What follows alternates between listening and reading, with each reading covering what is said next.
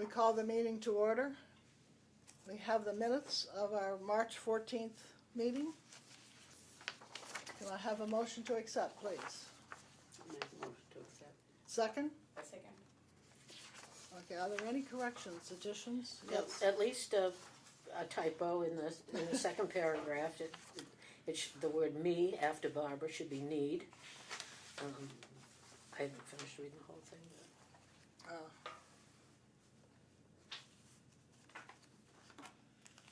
Okay, next, okay. Is there any other, are there any other corrections, additions? Seeing none, all those in favor of acceptance? Opposed? Thank you. Okay. Moving right along.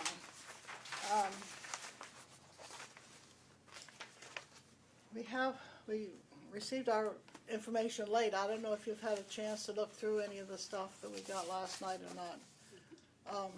The gift fund.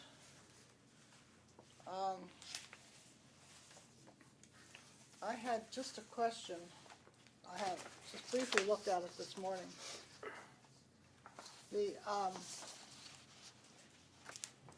The balance from second quarter was $44,996.31, and then at the top of the March one, I'm sorry, that's March.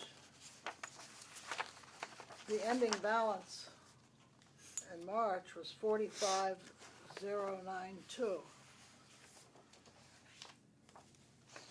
Shouldn't that be the same as the one we started with? Well, what's showing here at the bottom is what the ending balance was. So this balance was 44,092, the end of the third quarter. Right. That was the beginning balance of quarter two. This is the end of quarter three. So that summarizes what's come in for quarter three and what's been spent. Did you? But this.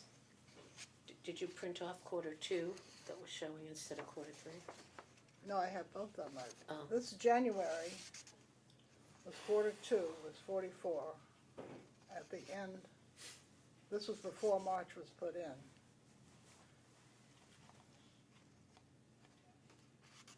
February balance.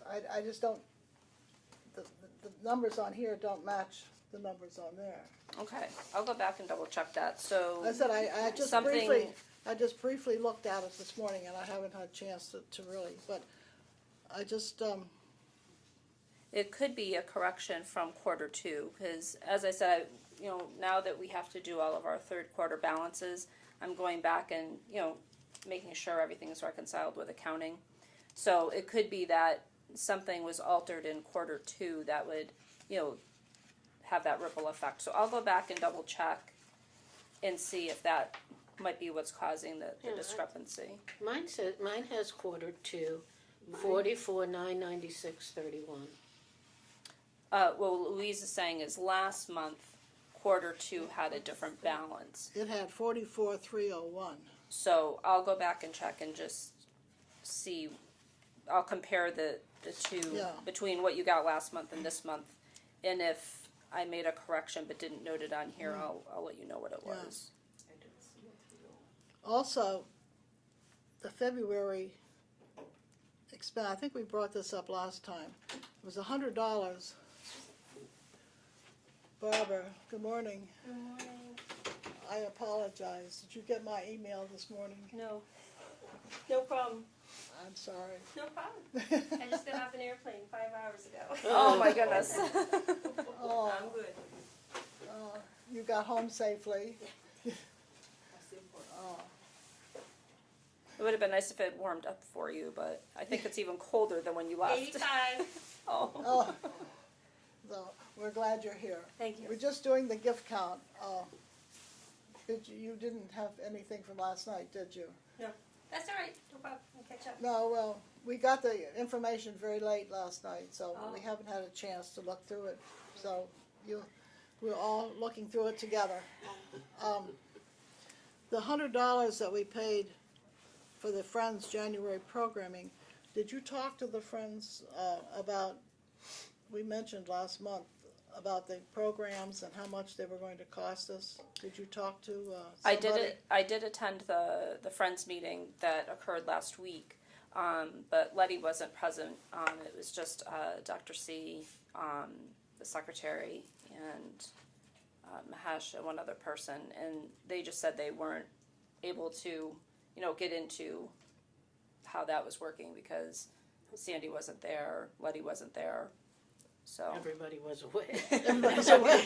So, I did attend the meeting, but Oh, okay. the folks No, I that thought were you- in attendance said, we don't know, so. Oh, well, could you maybe this month then?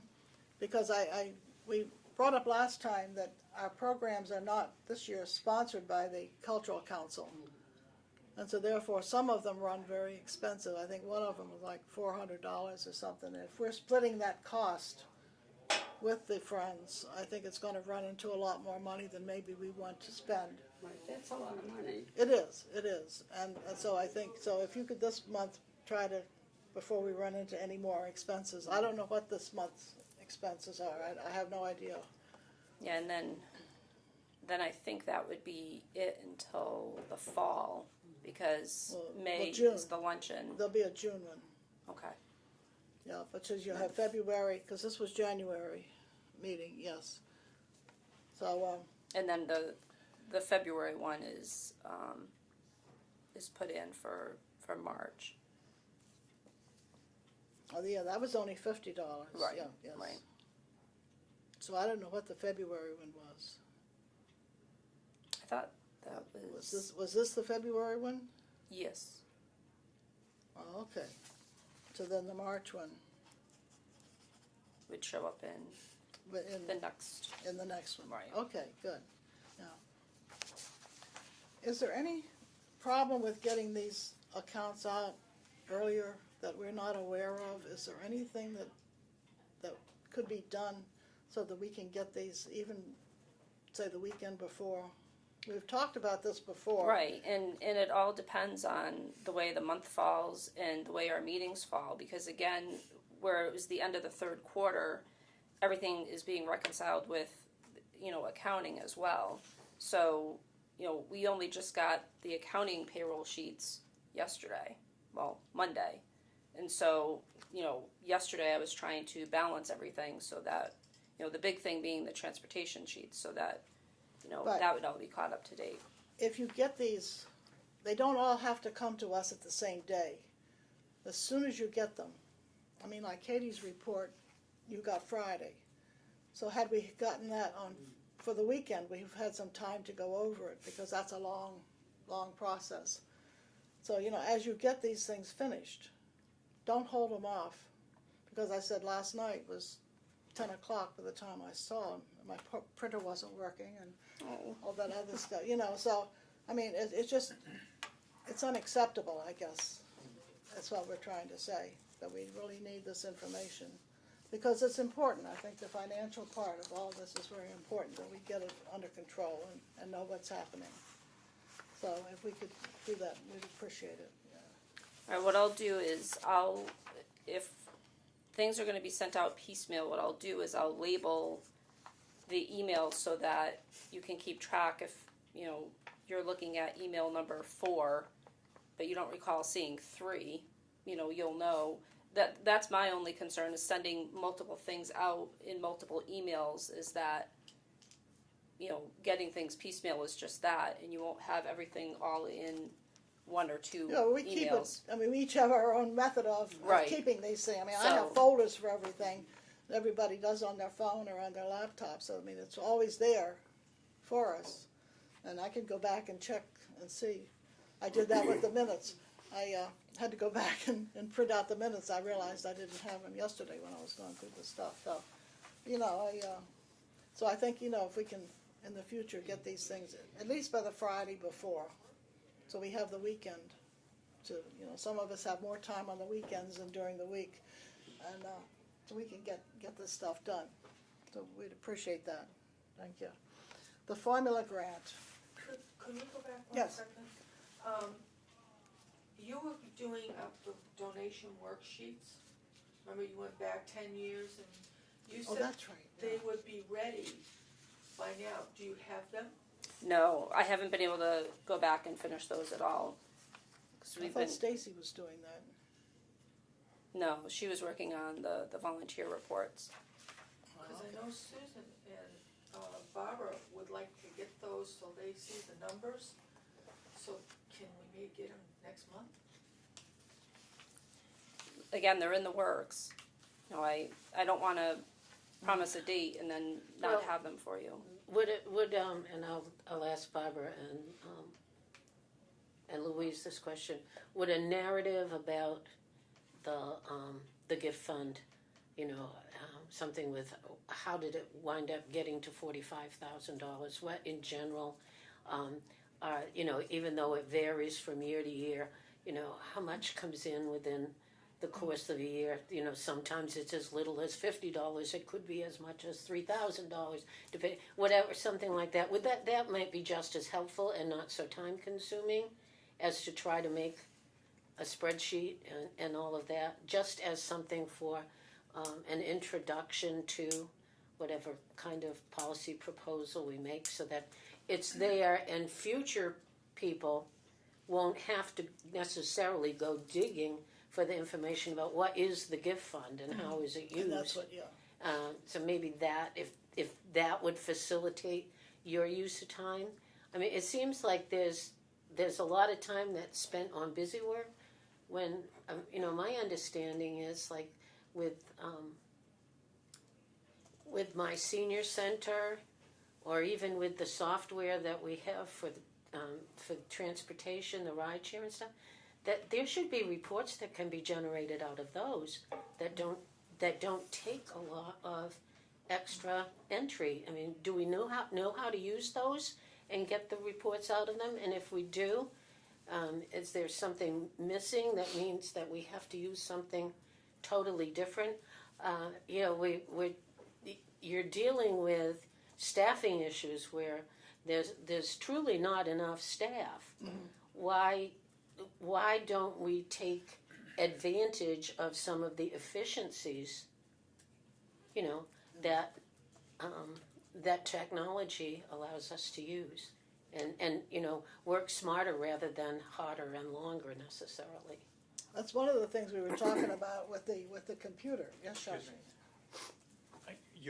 I like the choice of your word, narrative. And I think a narrative would be helpful, because when I look at this, I'm not actually interested in the numbers per se. I'm much more concerned about the differences from last month or last year, and then how did we get here? I think that's basically what we're interested in. And you don't really have to pass these numbers around to everyone. Just tell us where we can find it. But if you tell us the highlights of how did we get here, what are the key points? You agree? I mean, that's what we're really looking for, right? That's right. Yeah, that would be easier. Yeah. And That's what I think we need to do, as you said, smarter rather than taking more time to do things, now, I guess taking that to the next step, do you think it would make sense to do it perhaps in one narrative with a paragraph on each account? Well, depends on how, wait till we get to the other accounts. Yeah. Because I think each one has their own special purpose and also Right. funding. And I think each one is different in the way it's handled. I think we can't make a blanket statement on all the funds. Each one we need to look at individually, because they're all funded differently, and where they come from, so. Has my senior center been fixed yet?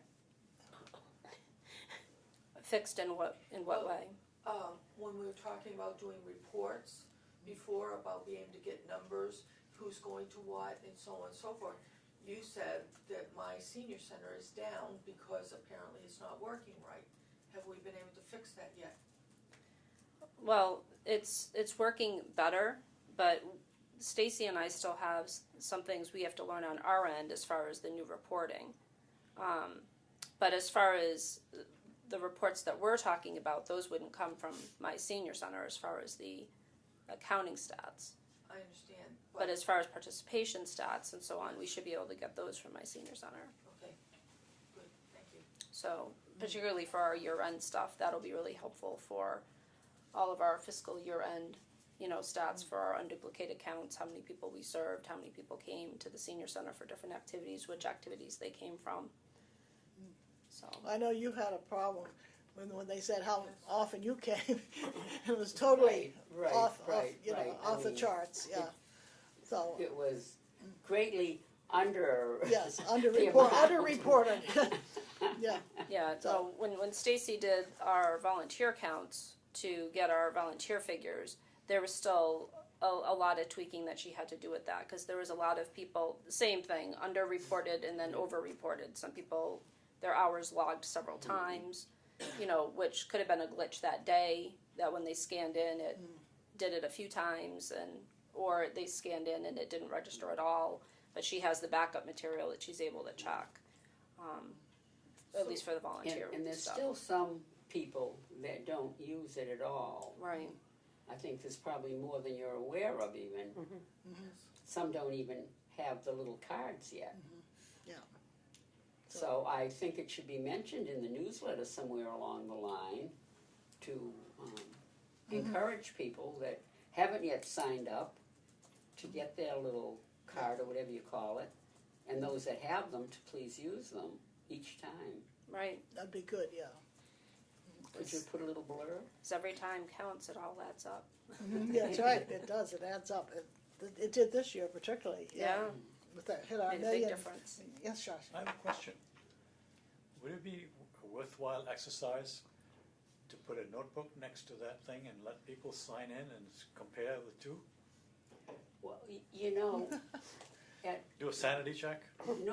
Northborough, very frequently, they have one of those signs out in front of the door, those tripod signs that say, please use your, swipe in your card when you.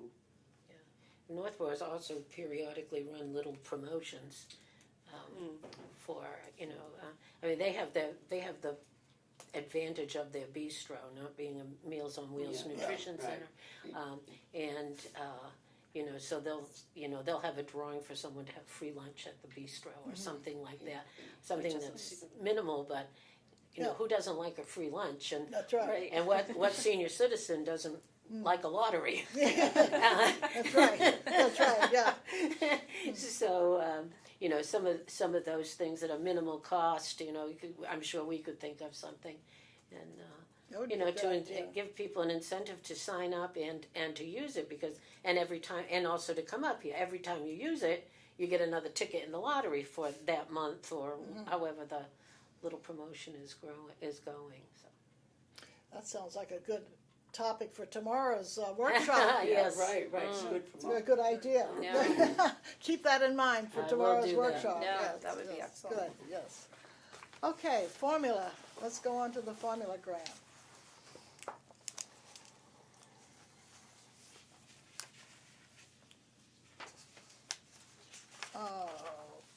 I noticed that you hadn't adjusted it to the lower amount that we're getting from the state. Remember, they had decreased our donation from 10 to 970, I think it is. Yes. So Yeah.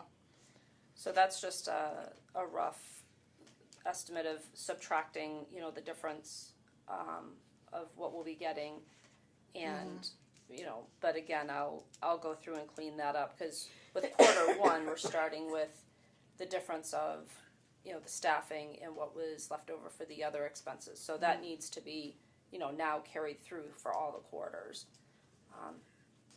So we haven't spent Excuse me, anything then. Before we leave the question of the My Senior Center, Oh, yes. I mean, Susan brought up Northborough. Are they using the same software that we have? And what kind of, how's their experience been? I haven't spoken to anybody about their they're getting reports or anything like that. I'm just going from, when they were first promoting it. There, maybe? Sure. That might be an idea, to have Stacy contact them and see how it's working there. Especially what are the glitches, are they having the same glitches that we are having, and how are they sorting it out? Right. Yes. Well, I know Walter works frequently with their outreach coordinator for the dementia-friendly stuff. They were actually the speakers at the last dementia-friendly gathering that we had. And I believe their outreach coordinator is pulling, stats from the system as he does. So, Yeah. know, That'd be everybody good. could kind of talk to their counterparts on And some see of how the. see how it's working for them. Be a Yeah. good idea. Yes. So we get some. Okay. The formula. That's it. The only expenses we have listed now, outside of the volunteer holiday gift things, are Kathy's. Right. Our consultant. Yes. So we still have plenty of money left. We didn't have anything in March because we got snowed out. Yes. So twice. Yeah. So I have a question about yes. the state. I mean, this formula grant is money from the state, right? Yes. And that is determined by the state based upon? The census from 2010, the number of seniors we have, they only use the census every 10 years.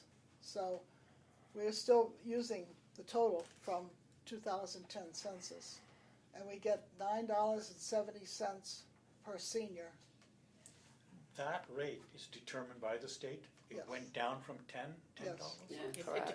I think it depends on what funding the Department of Elder Affairs gets in the state budget. So the legislature, sets the budget. Yeah. The governor makes recommendations. The legislature does their changes. It becomes the budget. So we And really don't have they any take- control over that. No. No. Have no control. We had hoped it was going to go to 11. Because it went down. They're trying to make up the difference between the 10-year, because they know that the population of seniors in each town is Yeah. growing. When it goes down, what do we use to make up the difference? What source? The gift fund? No, usually, well, you kind of cut back. You cut back on services, basically. Well, part of our formula is the breakdown we had before, when it showed, these are salaries, and that takes the largest part of it. The other expenses are like conferences and office supplies and things, so we can cut down there, rather than cutting Well, down the whatever it may services. be, we have to tighten our belts, basically. Right. And some of that went into the town budget too, because we increased Right.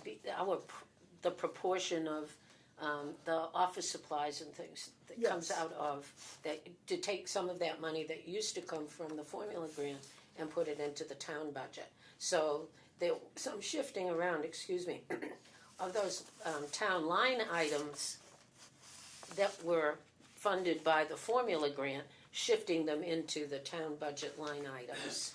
And that's where we were able to recoup Right. Yes. some of those funds. So that's, Right. The newsletter mailing was a big one. 'Cause yeah, we, moving in the these past had used about a quarter's worth of newsletter mailing funds to try to save the town money on that.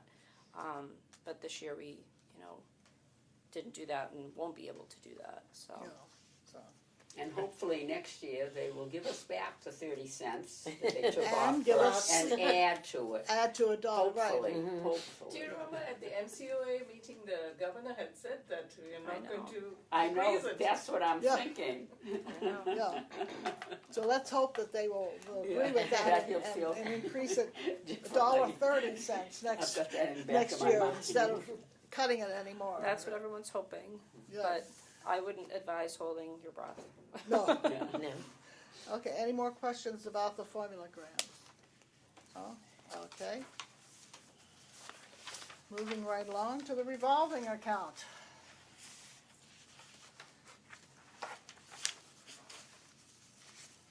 This keeps going down and down. I didn't see any extra money coming in here. where are we as far as getting money in Well- this account? We have two different things going on. So all the reports that we now have for the multicolored for the 3/4, I'm turning over to the Housing Authority. So hopefully we can get some reimbursements from them. As you recall, they wanted to do a reimbursement based payment to us this year, as opposed to front loading payments to us as they had typically done in the past. The DOT finally seems like they are, not to jinx them, but finally getting some things together. They've announced their funding cycle for the next year, and we'll have a training coming up the 1st of May. Right now it looks like we will be able to apply for both operating and a bus. And then as far as getting reimbursed for our current year, that's supposed to be in the works from them too. So it'll be very interesting when it's coming. I mean, we only just got our paperwork on our formula money this week that is coming. So we're in the last quarter of the fiscal year. So What is the deadline for this? I mean, what is their year? It goes the end of June then? For us to get reimbursed for this kind of money, I mean, if we put in for 3/4, can we get all the 3/4 now, the money for it? we should. And I wish I knew the answer, because they are actually coming out to do an audit with me and Cynthia on our fiscal 15 funds Who's the they? from the DOT. Okay. And we said, when we got the memo from them, we thought it was a typo. Yeah. And we called and we said, you mean you're auditing for this year or for last year? We thought maybe they're doing the audit as a condition for funding, for doing the reimbursement. And they said, oh, no, it's fiscal 15. We're only just getting caught up on the audits. All right. Good luck. Exactly. When are you going to send this in to them to get? Are you going to send it in now to get the reimbursement? Well, Cynthia and I figure we'll go over it with the auditors when they're here to make sure, we're not having anything held up with them. So Yeah. we figure while they're here, Well, that's in May. This is already the middle of April, Yeah. believe it or not. Yeah, they're coming in a couple of weeks. Yeah, because I say if they end it June 30th, there's not much turnaround time. And if it goes over that time, then they can't give you monies from the previous fiscal year. So June 30th, you have to, and when do the applications have to be in? June 15th. Applications for, For the For the buses, and yes. Yeah. Did you get information, what did you get from Millbury? What they put in, you were gonna check with them, what I- they did last year? I checked with the Central Mass Regional Planning Commission, because they said everything, changes from year to year. What they allowed last year may not be allowed this year. They said from what they read from the grant, because they're the ones responsible for preparing the grant for the WRTA, it appears as though they can apply for both the buses and operating. So they said until we go to the training, we won't know for sure, but based on how they're interpreting it, we can apply for both. So it's a 80-20 match still for the buses. Oh, good. That's good. But they haven't released what their costs will be for buses, because they put, specs out on the buses and what those amounts would be. They're not releasing those until the trainings. And then operating will still be 50-50, which is what it's been. can't we get our application started That's what prior I to was the thinking. training, and then what might be different, make those things, I mean, we had asked before so that we'd know what we were operating with, what kind of bus, all of that type of thing in there, and, if it's 80-20 or if it's this, what is the cost of the type of bus that we need, we kind of know what the operating expenses are going to be, if, what we have to ask for. If we, instead of waiting until the last minute, until every single bit of information is in, if they're not gonna do the training until the application is due, you know, what kind of care, the time for care on preparing the That applications was my is there? concern, yeah. You know, instead of waiting until, you know, to wait until this happens, wait until this happens, some things might change, but if we go on what we know, then we adapt if we have to. At least we have something that's ready and we don't That's what miss we had- the deadline or wind up sending it in on June 15th and being the last in line to get it looked at. Well, That's what we had talked about last month, about talking to Millbury about what they had put in last year to give us a heads up on the kind of information that we were looking for. So, And I'm wondering, the bus that Millbury got, is that the same size and the same type that we're interested in? I don't know, because they usually offer 3 or 4 different types depending on the need of your Now, community. That information that I received and passed on to you, and I realized it was kind of and hung around, but that was at least 4 or 5 months ago that I handed that to you. Did that seem to? I mean, I could make neither hide nor hair of it because I have no experience at all with grants, but it had all sorts of buses types outlined and what the charge was. Wouldn't that have been for this cycle that we're going to be putting in the application? And I would think so. wouldn't the training be coming off of that information? I mean, it was like, you know, it was voluminous, but you know, it did come out after last June 15th. Well, again, more information will be forthcoming. We're really getting guidance from the Central Mass Regional Planning Commission because they'll have, the DOT looks to them to kind of back up our application. They have to write a letter of support on our behalf and explain why this isn't being funded by the RTA.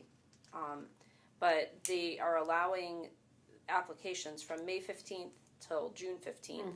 But it's all online. You can't access the online application until they open that up online after the trainings.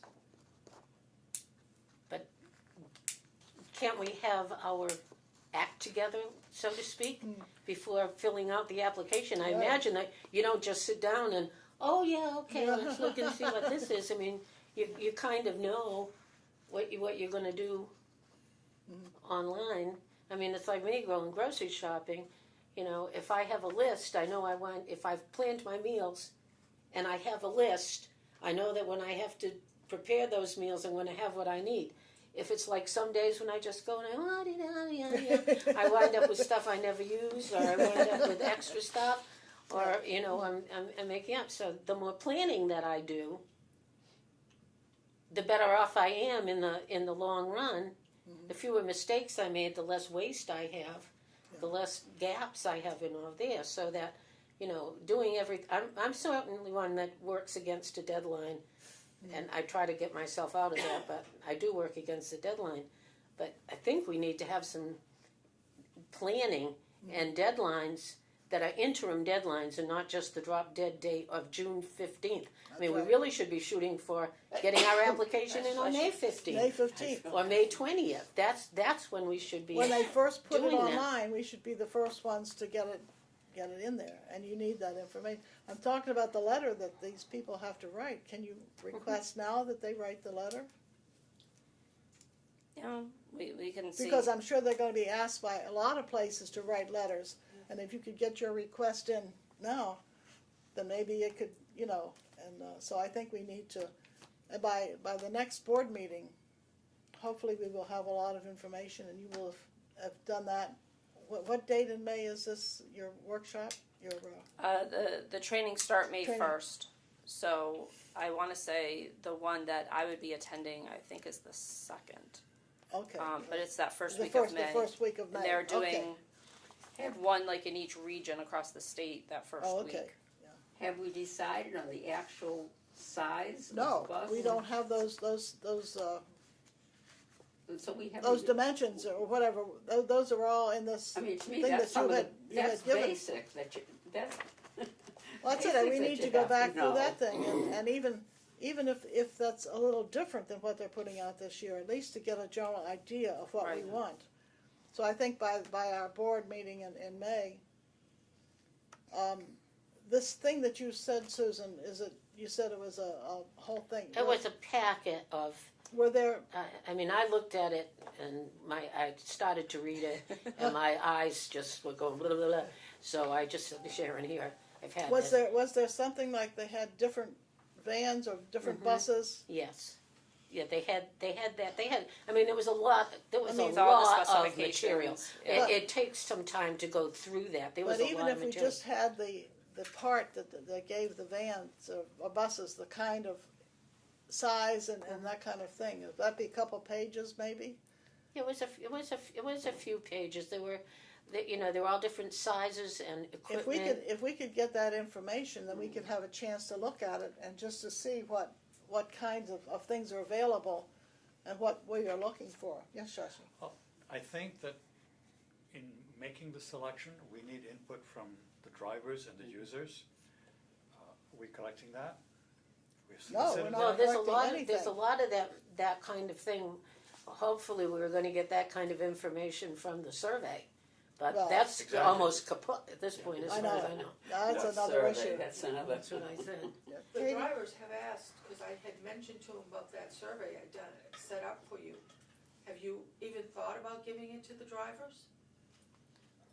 We've talked about it, but I mean the drivers, give us their input all the time on different things that they'd like to see in the vehicles.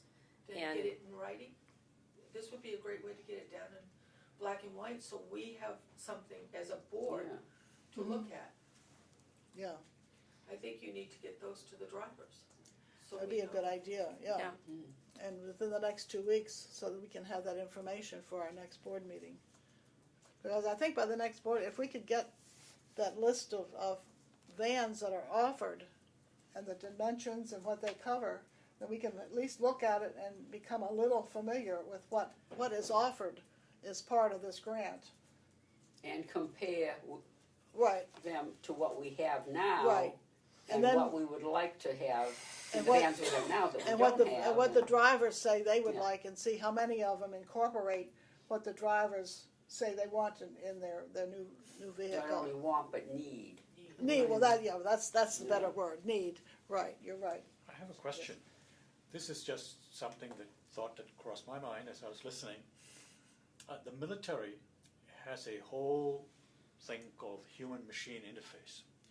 How do people interact with machines?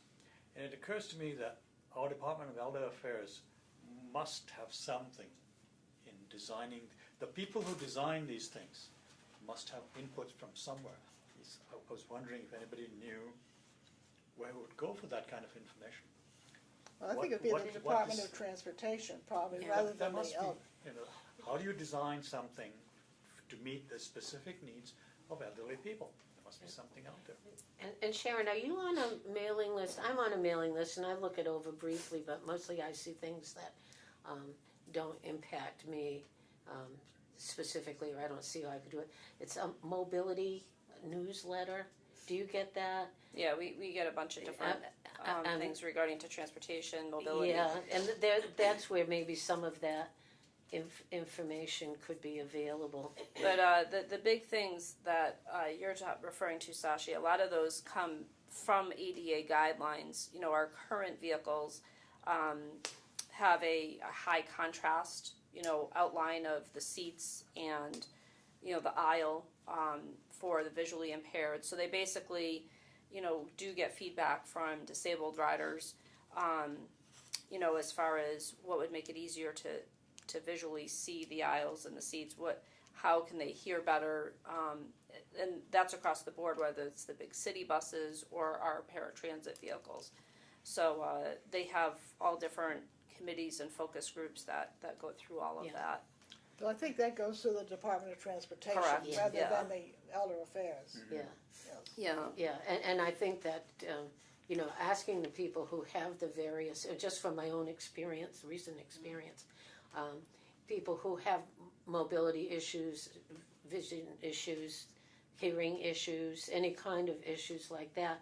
There are so many things that are that seem simple when you don't have any sort of disability. For example, when I was away this past week, getting into a taxi cab, into the back seat where the driver had his seat all the way back, I could barely get my leg in. Getting into a lot of taxi cabs now have SUVs or vans. If they don't have running boards, the step up is very high, and when you can't lift yourself that far, Right. with either no good legs or one good leg, and you don't even think of those things, like railings. That's You right. know, the DCU Center has no railings to go up and down their stairs. Oh, I didn't No know that. railings, not a center railing like modern ones no. do. No, I went to the Oh. DCU Center. I've been there twice with no railings. And the contrast is poor too, talking about the contrast on the steps, that's become very worn. Absolutely. And it's very hard to see, there's Oh, wow. there's a lot When you don't experience, I mean, I know. because I'm recent, and when you So don't you're seeing with experience with a those new things, perspective. I am it's, too. I'm everything recent is too, and I know. duck soup until I know what you mean. your Yes. goose is cooked. I guess. That's right. That's right. Yeah. So I don't mean to take up that much time for No, something but personal, but yeah, it is very it's- important that I understand able-bodied exactly. people Yeah. aren't making these decisions without input from various Okay, yeah. other. So we will get some information then within the next week or so. Yeah. If we can have those dimensions and things for the buses, so we can look them over and see what's available, and then give out the survey to the drivers, and get it back within 2 weeks, and then go through it and see and compile what they need as far what they see as a need that they would like to have. Is there anything else we should include in that? Any more information that we need? Does the Okay. cost, do we need to know the cost of it? Yeah, that's also in there, Is that also there? if I Okay. recall correctly. Yes. I'm glad it's still an 80-20%. Yeah. Because we can come up with 20%, I think, Oh, yeah. without a Pretty whole easy. lot of trouble, but the 80% I'm not too sure about, but But- the 20% I think we can, And that was a big relief to Yeah. hear as well, because particularly where there was the cut in the formula, and where this whole process, when you call the DOT and they say, well, we don't know when we're going to offer the grant this year, we haven't heard. You kind of think, right, well, when they do offer it, what kind of assistance are they really going to be able to provide? What kind of match? So Yeah. to see that it was indeed going to be 80-20, it was like, whew. yeah. Well, the federal budget, which really wasn't passed as a budget, that held things up. I mean, that didn't that get on didn't. the road until Oh, just recently, yeah. recently, Right, yeah. which is a few weeks which is ago. why this has been impacted, because That's this right. is I know. federal funds. Everything has yeah. been impacted, that's right, yeah. Uh, So you're going to put in for our requests, or you're going to wait till after the training? Well, I can work with the Central Mass Regional Planning Commission to see, there's a lot of stuff, as Susan said, there's a lot of stuff that we'll need to get from them that we should be able to get before it. Just things that I don't anticipate the DOT would say we don't need based on our previous applications. But if they don't need it this time, then we Yeah. just don't use it. But like one kind of silly example is they need a detailed map of our service area. So basically it's a detailed map of Shrewsbury and Yeah. Worcester. And it's not just a map we can send them. It has to come from the Central Mass Regional Planning Commission. It has to be some type of, governmental map that they file that's on file. Yeah. Kind of like if you went to go get your deed for your house at the registry, there's like an equivalent of the maps Yeah. from the government level. Yeah. So we have to be able to submit that, and we need to get that from them, the And latest and greatest Those are one. the So kind of things, right, that's the information. if for some reason they don't need it, We can you know, get ahead but we of can get time. those things now, Right, And because we that's not changing. and we need a map too for Northborough and Westborough Yep. yes. for what we do there, right? Yep. Because I think this van will go more to Westboro and Northboro. But than Yeah. it will to Worcester. Well, if we're looking to replace the one we have, Yeah. the grant would be written Right. that's where it would be Because going. the RTA one is just where there are RTA routes. Yeah. Correct. But is this going to be a replacement van, or is it going to be a new van, an additional van? I think our better bet is going for a replacement first, because we have the title back, from the one we have. We're eligible to apply for a But replacement. how does that impact the town? Yeah. Because I thought that the town manager said that we could put in for a replacement van next year. Yeah. I thought we were going to go for the Because fourth van. Yes, it seems to me if we go for a replacement van, that would imply that this van is going off service. Oh, I mean, as far as the DOT is concerned, you can still continue using the vehicle you have, but you're eligible for replacing it. But when They won't replace it until it reaches that useful life. I think we're kind of talking what I wind up with when I talk to my husband. Women are from Venus, men are from Mars. Yeah.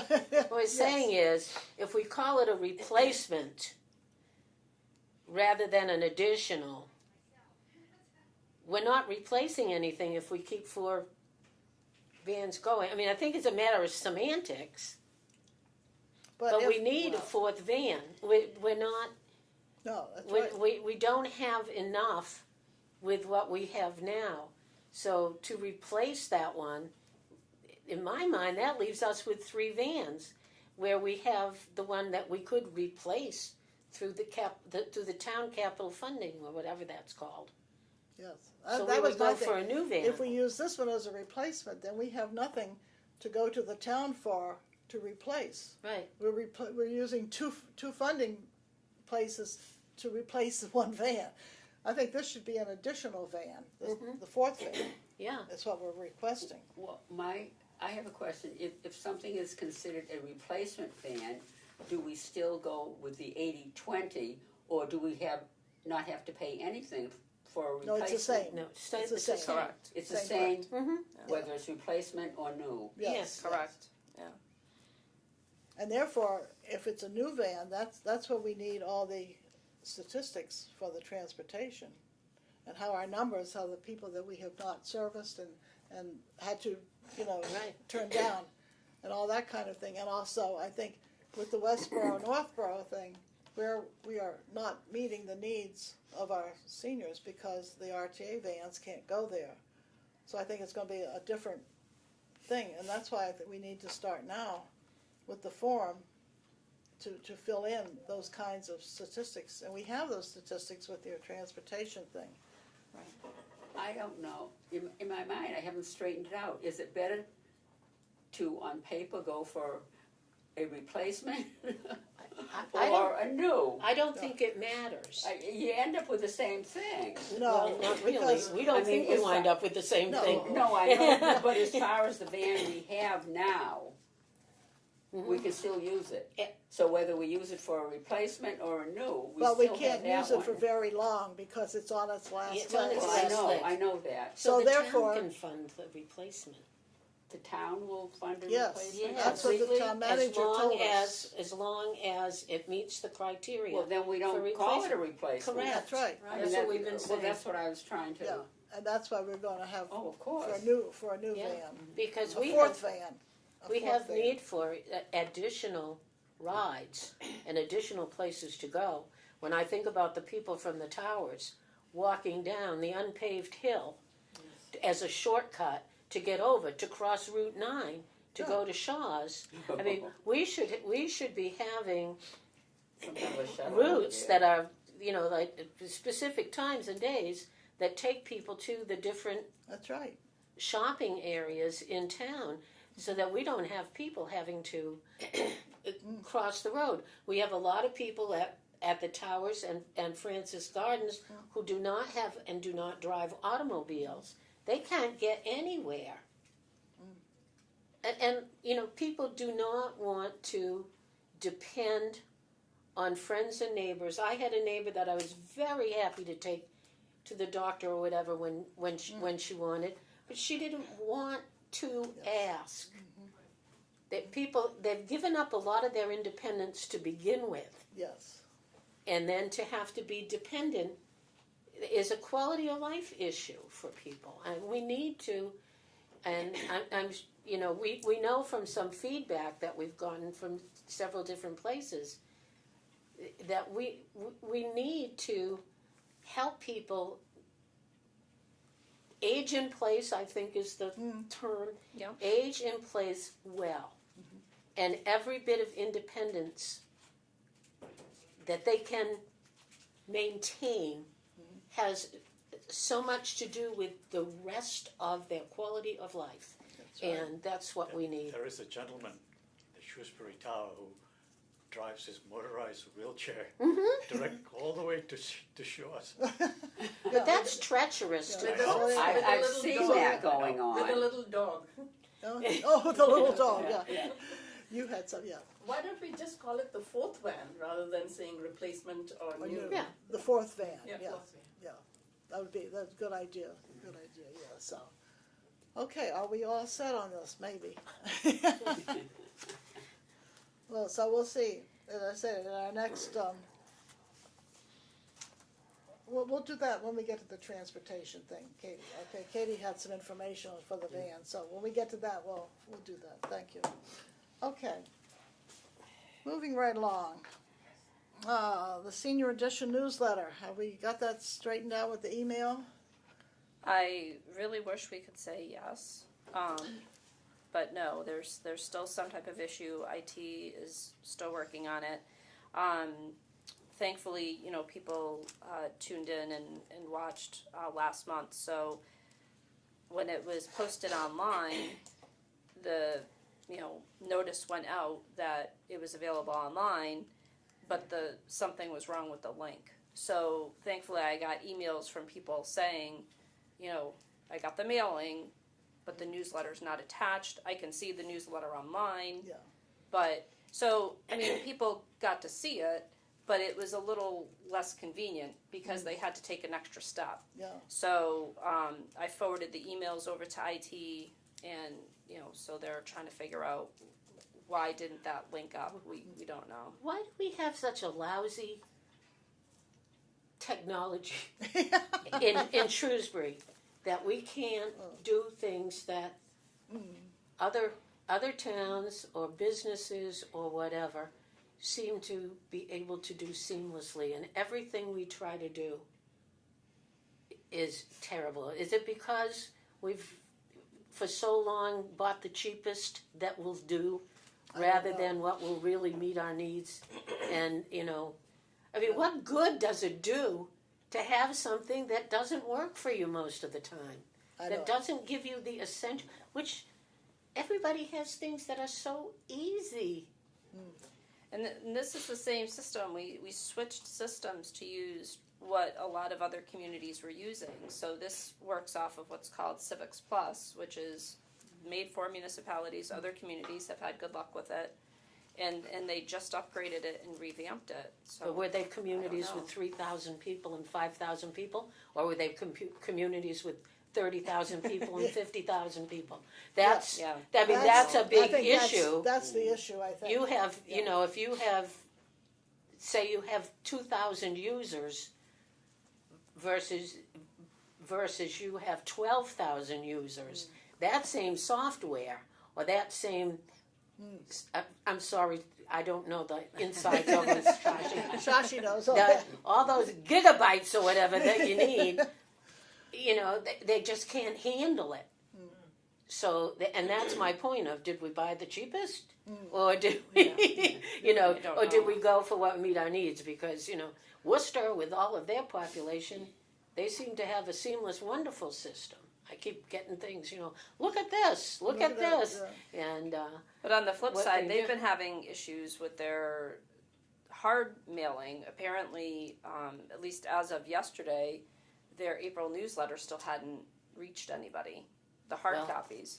Well, that's because So- they don't do what we do right, and bundle everything. I mean, they have that same firm, I think, out of Georgia or wherever it is, Tennessee, that does North Yeah. Boroughs. yes. And they don't, I mean, that's all controlled by somewhere else. Ours, we've got, half a dozen guys that are Yeah. lugging the Lug stuff it down. and right we've got down another there, yeah. 20 yeah. people that are putting the newsletter labels on, and our stuff's out.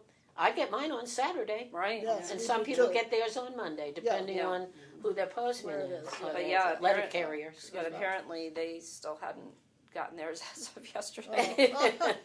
So Yeah. Oh, okay. Take a deep breath. Self-assessment. Survey. I did give Ethan a call. When? I talked to him earlier this week, and he had said he was talking to Bob Dwyer, his supervisor, and he had said to give him a call back after our meeting, and they had hoped to have our sample size ready to send out. So let's hope we get some good news this afternoon, and we should finally be ready to go. He also said what we talked about last week, or last meeting, about the business reply envelopes. That shouldn't be no problem. They do that all the time. I asked him how that would work as far as billing goes, and he said again he would talk with Bob and their fiscal person. He said because they're doing a bunch of surveys right now, it might be able to all fit under theirs, and we would just have to pay for the initial, mailing, but the return postage they would be able to just cover where it be under their permit. But he didn't know. He didn't know. So again, hopefully I could give you a quick update at our workshop tomorrow. And the replies will go to them. Right. And then how long will it take for us to figure out what their replies were? Next 5-year plan. I mean, how long will it take for us to get the replies that they have? Probably a month more. It depends on how many they receive. I mean, Do they put a deadline on there when they want it back, the survey? On the letter, we did have a date. I think it was December something. right. Well, we'll have to alter it, but I this think whole thing has taken so long. but I think it was a 3-week. And their side of it has been so slow of coming to us that I was just wondering, once they get the replies, if it'll still be a length of time for us to find That's an out. unknown, Norma. Right, We have because, no idea. because some of our strategic planning It relies has, on that, da-da-da, That's right. da-da-da. it has everything to do with what we're trying to do. I know, and that's it's what, just, yeah.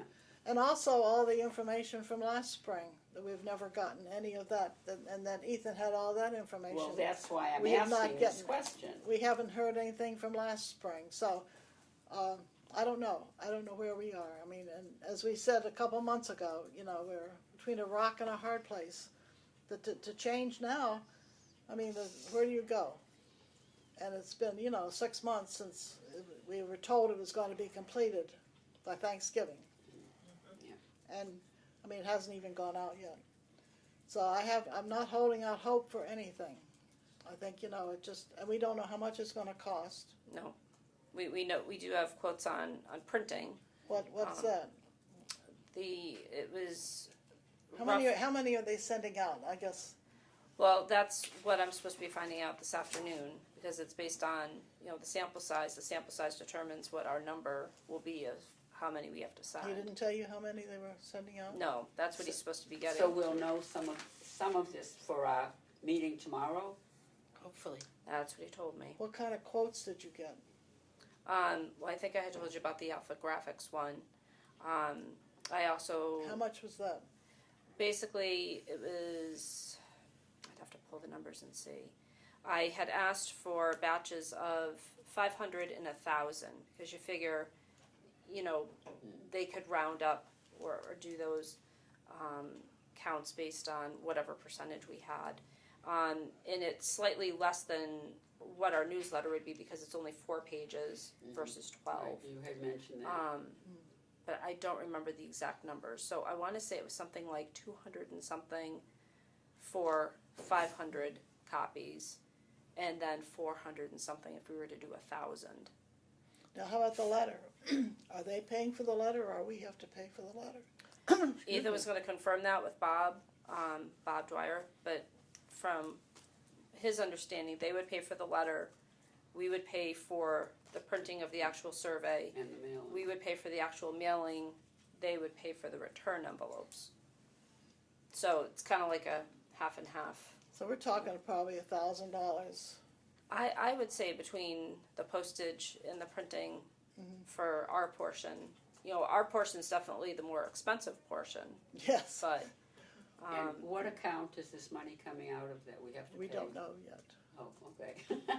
We had talked about asking the Friends to pick up the postage, but until we know what it is, we can't, Right, right. we can't request, you know, funds from them until we know exactly what we're requesting. and the numbers are such that we should be able to use the Friends, you know, mailing permit if the Friends agree to that, and hopefully save some money there. If it goes under the Friends permit, Right.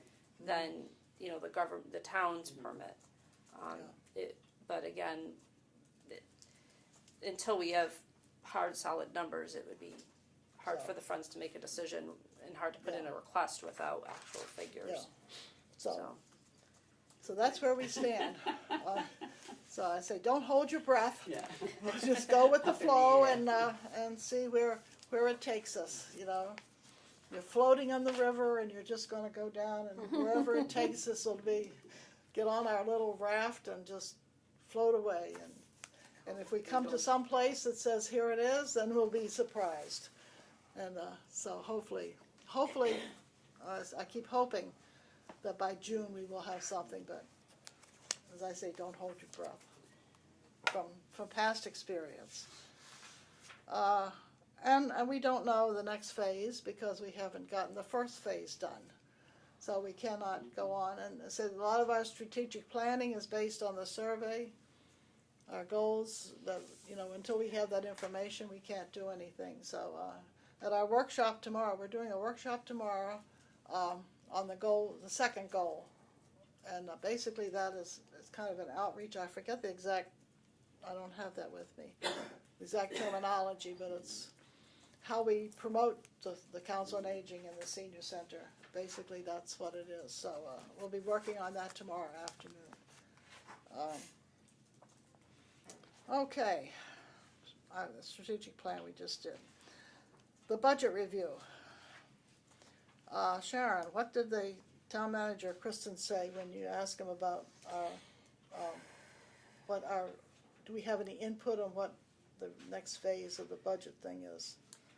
we did have a department head meeting last Friday, and Kevin just said he would be releasing a report that would affect, you know, those requests as far as restructuring of, it's basically a restructuring staff proposal that touches on some of the things that Jean Budenhagen told us, that Kevin and Kristen had told us, and it would have a ripple effect on our request too. So he had said on Friday that he hoped to have that out, you know, sometime this week. So as of yesterday, we don't have that yet, but I'm sure once we get it, you know, it'll be a public document, so I'll forward it to you and we can all digest it together as far as what it So, yeah. What explains. we are interested in, how much are we getting from the town? Well, that's, I think we want to know. I mean, you know, we have the basic, the first part of the budget is all the salaries and all that kind of stuff.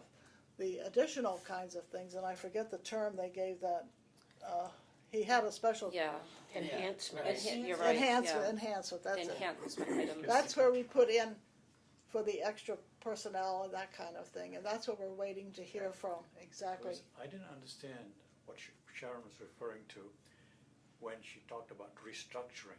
Restructuring what? Oh, This, I don't know if you recall when Gene visited with us, when he talked about how they had a consultant come in to review town operations and 16 departments Correct. reporting to the one person Yes. is going to be broken. That is what you're referring to. correct. So apparently they do have their findings now, when they've given that back to Kevin and Kristen. They've put a proposal together of what in turn they would like to see happen. I believe they've shared that with the selectmen as well, on the personnel board and the finance committee. And then however that gets rolled out will then affect, other departmental staffing requests based on that restructuring. But how would that affect our budget? I think with our proposals for extra personnel that we have put in, that part, we have not seen any action taken on that, and that's all part of this. So Correct. if in the restructuring, he decides that that's not needed here, that they have other, I don't know how the restructuring is gonna affect our department. Okay. Yeah, So we don't know yet whether Walter, the outreach is full-time or not? That's the type of thing we don't know yet. we still Correct. have the half position that was voted on at last town meeting that has never been filled. Yep. And that was supposed to be for a half-time assistant to the director. That position was never filled. We have that's the half-time that we were going to put to Walter's position I know, to that's make it why I'm a little full-time. bit mixed up on it. That was never done either, because they're waiting for all this restructuring thing So to we happen. don't know yet. And then we had also applied for a second half-time I know. for the assistant to the director. Right. So I said, we're waiting to fill in the one that was voted on last year, as well as the new one that we Well, proposed. that's what I was thinking, but I Yeah. just wanted And to. until we get this whole restructuring thing, I don't think anybody, except for Kristen and Kevin, maybe they know now. And I think it's a good thing they're doing, but it just leaves everybody kind of in limbo right now. So, but that's where we stand. Yeah. So we'll just So when are we gonna find this out? Kevin had said at Friday's department meeting that the report would be released to us. He said sometime this week. And you're going to send us copies of it. Yeah, I assume it'll be public information once he sends it. Yeah, right. I would Okay. think so. Yeah. Um, That'd be great if you sent it Yeah. to us. then And we this can- all comes under the enhancement. Yes, right. The other part of it's the tied in, budget, yeah. I mean, there were no questions about it, because Well, he right, approved yeah, everything that, yeah. Yeah. that we had, Yeah, had, yeah. had requested for the other part of the budget. Mhm. So this is just the enhancement kind of thing, so that's where we stand with that. Okay, transportation.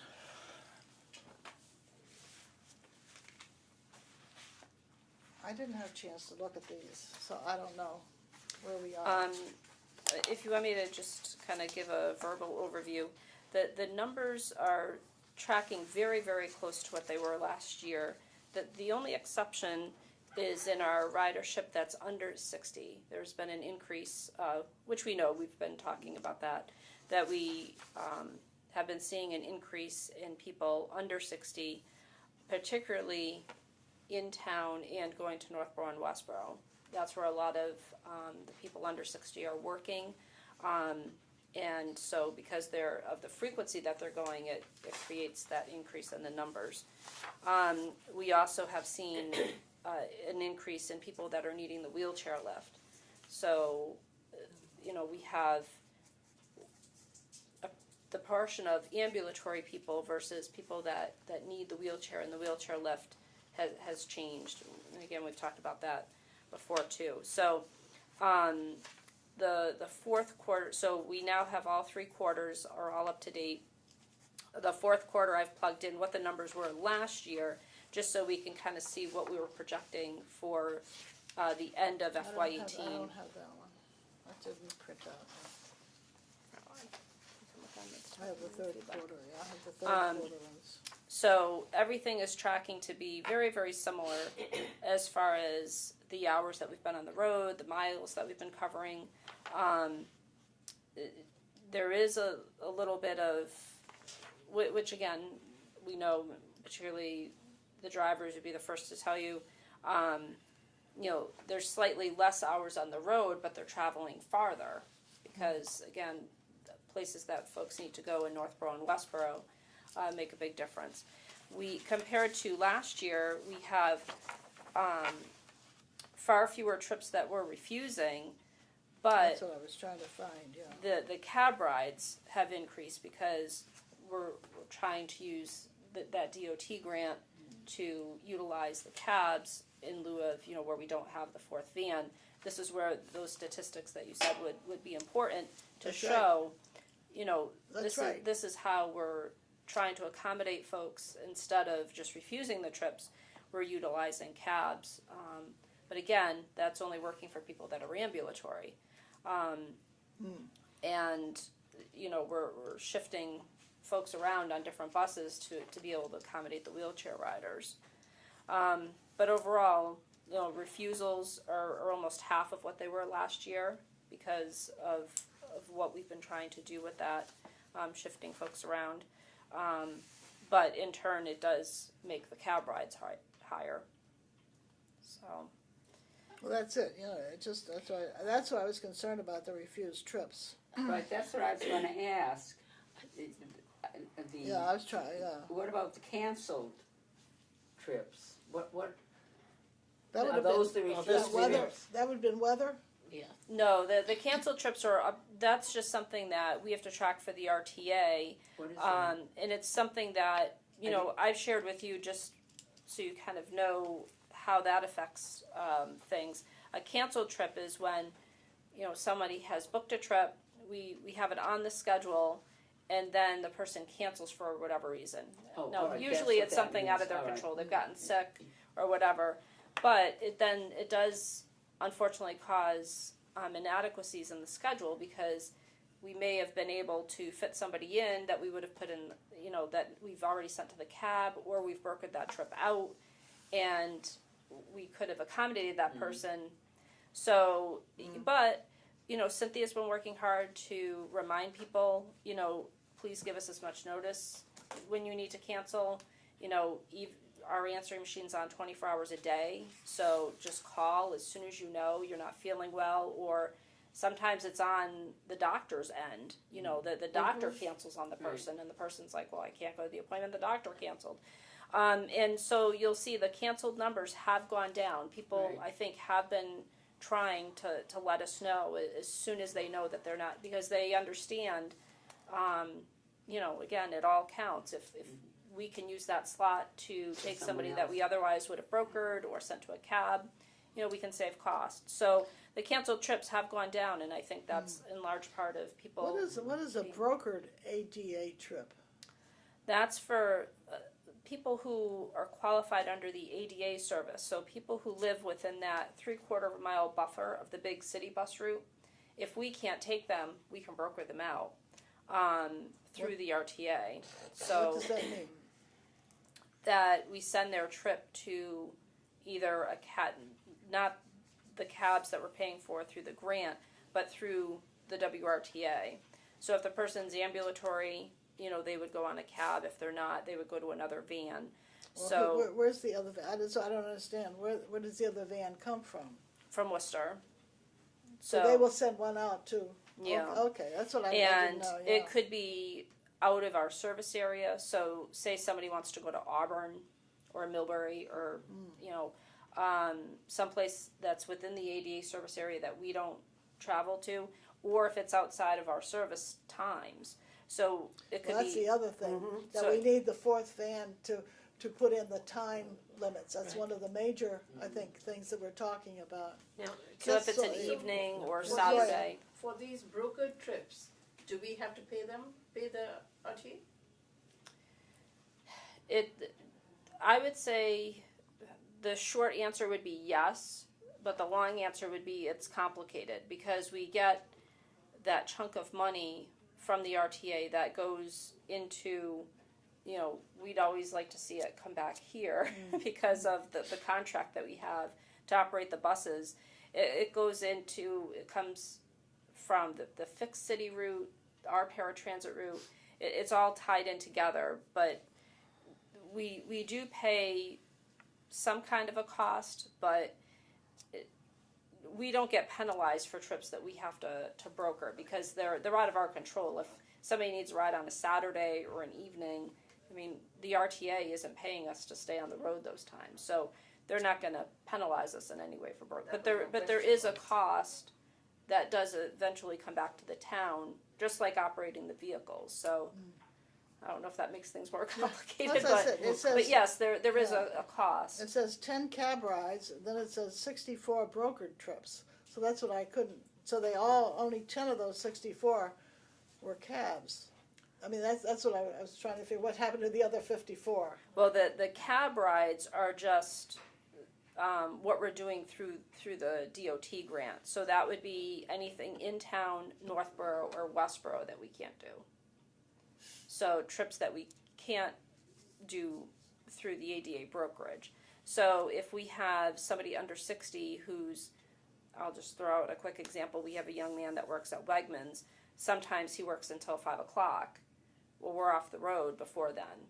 So we broker out his ride to the cab to bring him home. Wegmans isn't in the ADA service area. So we use the grant to offer that service. Whereas, again, through Worcester, that ADA service area is limited to wherever the fixed big bus routes go. Okay. Which is in Northborough and Westborough. So would that account for, I mean, and maybe you answered this before when I was taking notes, and it goes back to the early part, the under 60 ADA rides that are on our van, that are on the COA van, is that an obligation that we have, or is it a service that we provide for somebody under 60 that qualifies for ADA? If we, like when we take him to Wegmans, that's not on the RTA Correct. route? We're doing that through the DOT grant. So we do that on the COA bus, not on the RTA bus? Right. Okay. I mean, we might have, the RTA isn't going to criticize us if we are trying to be more efficient. If it makes more sense to have one of the RTA buses do the run to Wegmans, because both, the COA bus and the other RTA bus are doing Worcester pickups, it's that 6 of one, half a dozen Yeah. of the other thing. So when they look at our total numbers, they're not going to say, you were doing an ADA trip with your own van, or you let our RTA Right. bus run to Westborough. As long as it's not habitually happening. Yeah. But on a certain day, if that's just the way it's a demand response service. So if the majority of the trips are in Worcester that day, and we have, again, it just made more sense to run the buses that way, they're okay with that. But if we were consistently running an RTA van to Northborough or Westborough, that would raise some eyebrows as to, well, why is that happening? So the ADA grant covers ADA eligible under 60, whether they live within that RTA service area. So say if I lived up on Colonial Drive, is that part of the ADA service area, or is that still that same service area that it is the RTA determines, or is determined by the RTA routes, and we're just providing an extra service that might not be provided? Do I understand? I don't know if my question is clear. But It's the latter, but we're required as a condition of our contract with the ADA, with the RTA, in conjunction with providing the ADA service. So basically, our contract with the RTA says, we'll give you these 2 buses, we'll give you the money to operate them. You transport people over 60 and people under 60 with a disability, and then people that are in the ADA service area, they're entitled to this higher level of service. You can broker their trips out. Okay. You can do this. You So can do I that. misunderstood that distance from the bus 15 route requirement. Okay, because it looked like a lot of rides. Well, that's it, yeah. It is. It looks like a lot of rides, but Yeah. that would Yeah. cover the whole of Shrewsbury, Right. virtually. Right. Yeah. Okay. So I understand. For example, we have another gentleman that works that's under 60 who works over at the Christmas Tree Shop Plaza. That's not in the ADA service area, but under our contract with the WRTA, we're required to take him to and from work. Okay. As long as it's within our service hours. Yeah. Yeah. Okay. I got it. But when we have our own How do you van, keep it if we straight use our around own me? van, it could be, It's so confusing. will that affect it if we use beyond the 3 o'clock? Will that affect any of the RTA contract? As long as we have our own funding from the DOT, the RTA, as long as we're doing the RTA's work within the Yeah. guidelines of the contract that, Kevin signs off with them, they don't care what we do with our own buses. Okay, I just didn't wanna So, affect the RTA contract, you No. know. Yeah, no. you know. no. I know, it just shows that everything is just way too complicated. Oh, it is. There's no question. Everything is complicated. I have a Yes. maybe not related question, but this spreadsheet is for whom? Who gets to use it, and what do they use it for? This one, we've kind of evolved it just for your use. When we tried using Cynthia's sheets, everyone really got, googly eyed, because the spreadsheets that she has to report to the RTA are really, really overwhelming. So basically, this information is for the benefit of the RTA, that we collect this information. Right, and then what you're looking at, I've pared down Sure. for things that, again, it's gone through many incarnations, because we've gone from, it's still complicated, but even more complicated spreadsheets to trying to narrow it down to just the specifics of what you wanted to discuss at our board meetings. Yeah. So we can make it even simpler if you want, or more complicated if you want more data, which it doesn't No, sound like see, people want it, the but. problem is, there's a lot of information here, but then again, when I read it and I look at it, I say, now I have this information, what do I do with it? Yeah. I'm not sure. Well, Unless just- you want to give us an executive summary, here are the highlights, this is what happened last month, this is what happened this month. Here's what you need to know. It just keeps us informed on what the Right. transportation system is doing here and where the need is. I think that's the biggest thing to me is the rides that are declined or that kind of thing, and how many, and these, cab rides, I'd be so glad to get rid of those charges when we have another van. I mean, Sure. I think that's one of the most important things that, and to service people beyond 3 o'clock.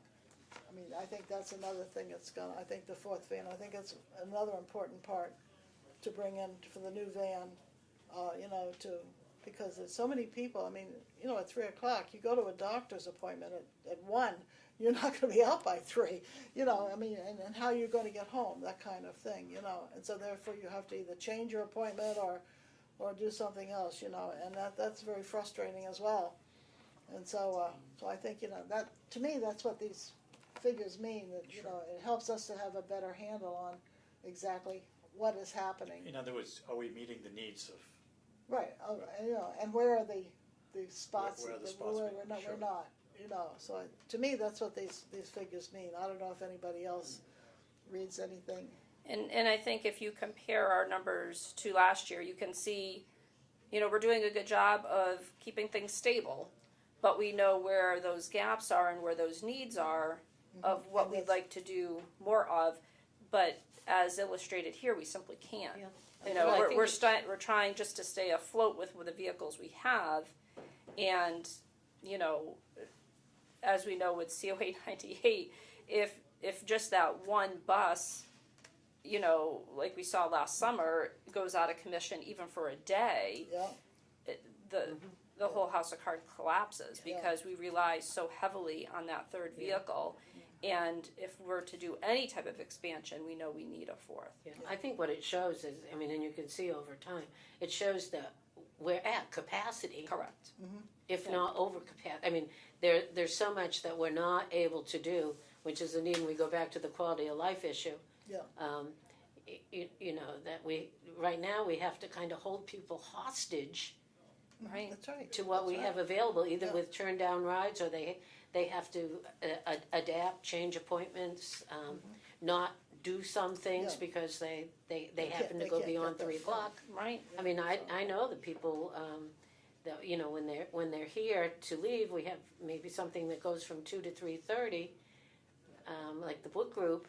Right. People that have taken the van, they have to get up and leave if we're not Yeah. when we're not ready at 3 o'clock, which really, for a group like that to operate in 1 hour's time, very difficult. Right. Difficult for people, and it happens on more than one occasion, in those afternoon groups.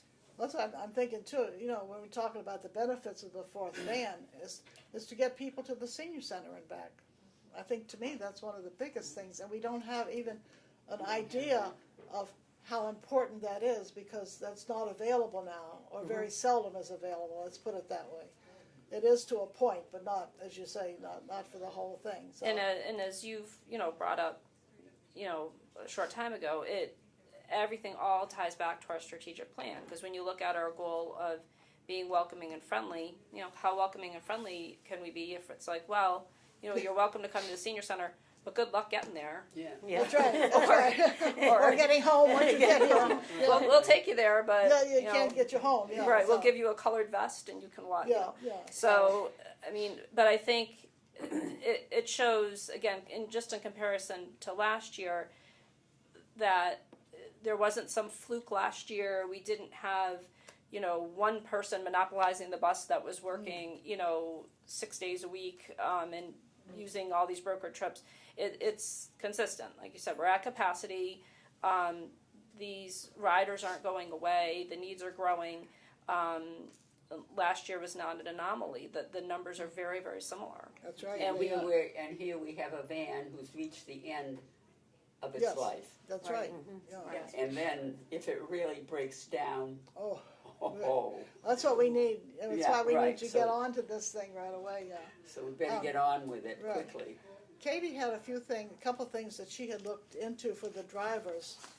Katie, you wanna tell them what, you Yes. found? This is the first thing, I'm gonna pass it around.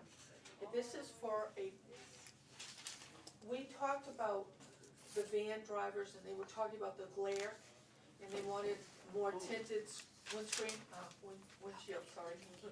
And, they have these things now that they can put on the windows. So the vans that aren't going to have, like the new van might have something different, but the old vans still have that blazing, glassy. And these allow them to put these square things on, and it tints the windshield for them. So as they're driving, they're not gonna get that glare, like from the water off the roads, these, 4 o'clock in the afternoon, or 3 Solar o'clock, glare. little solar glare, all those things.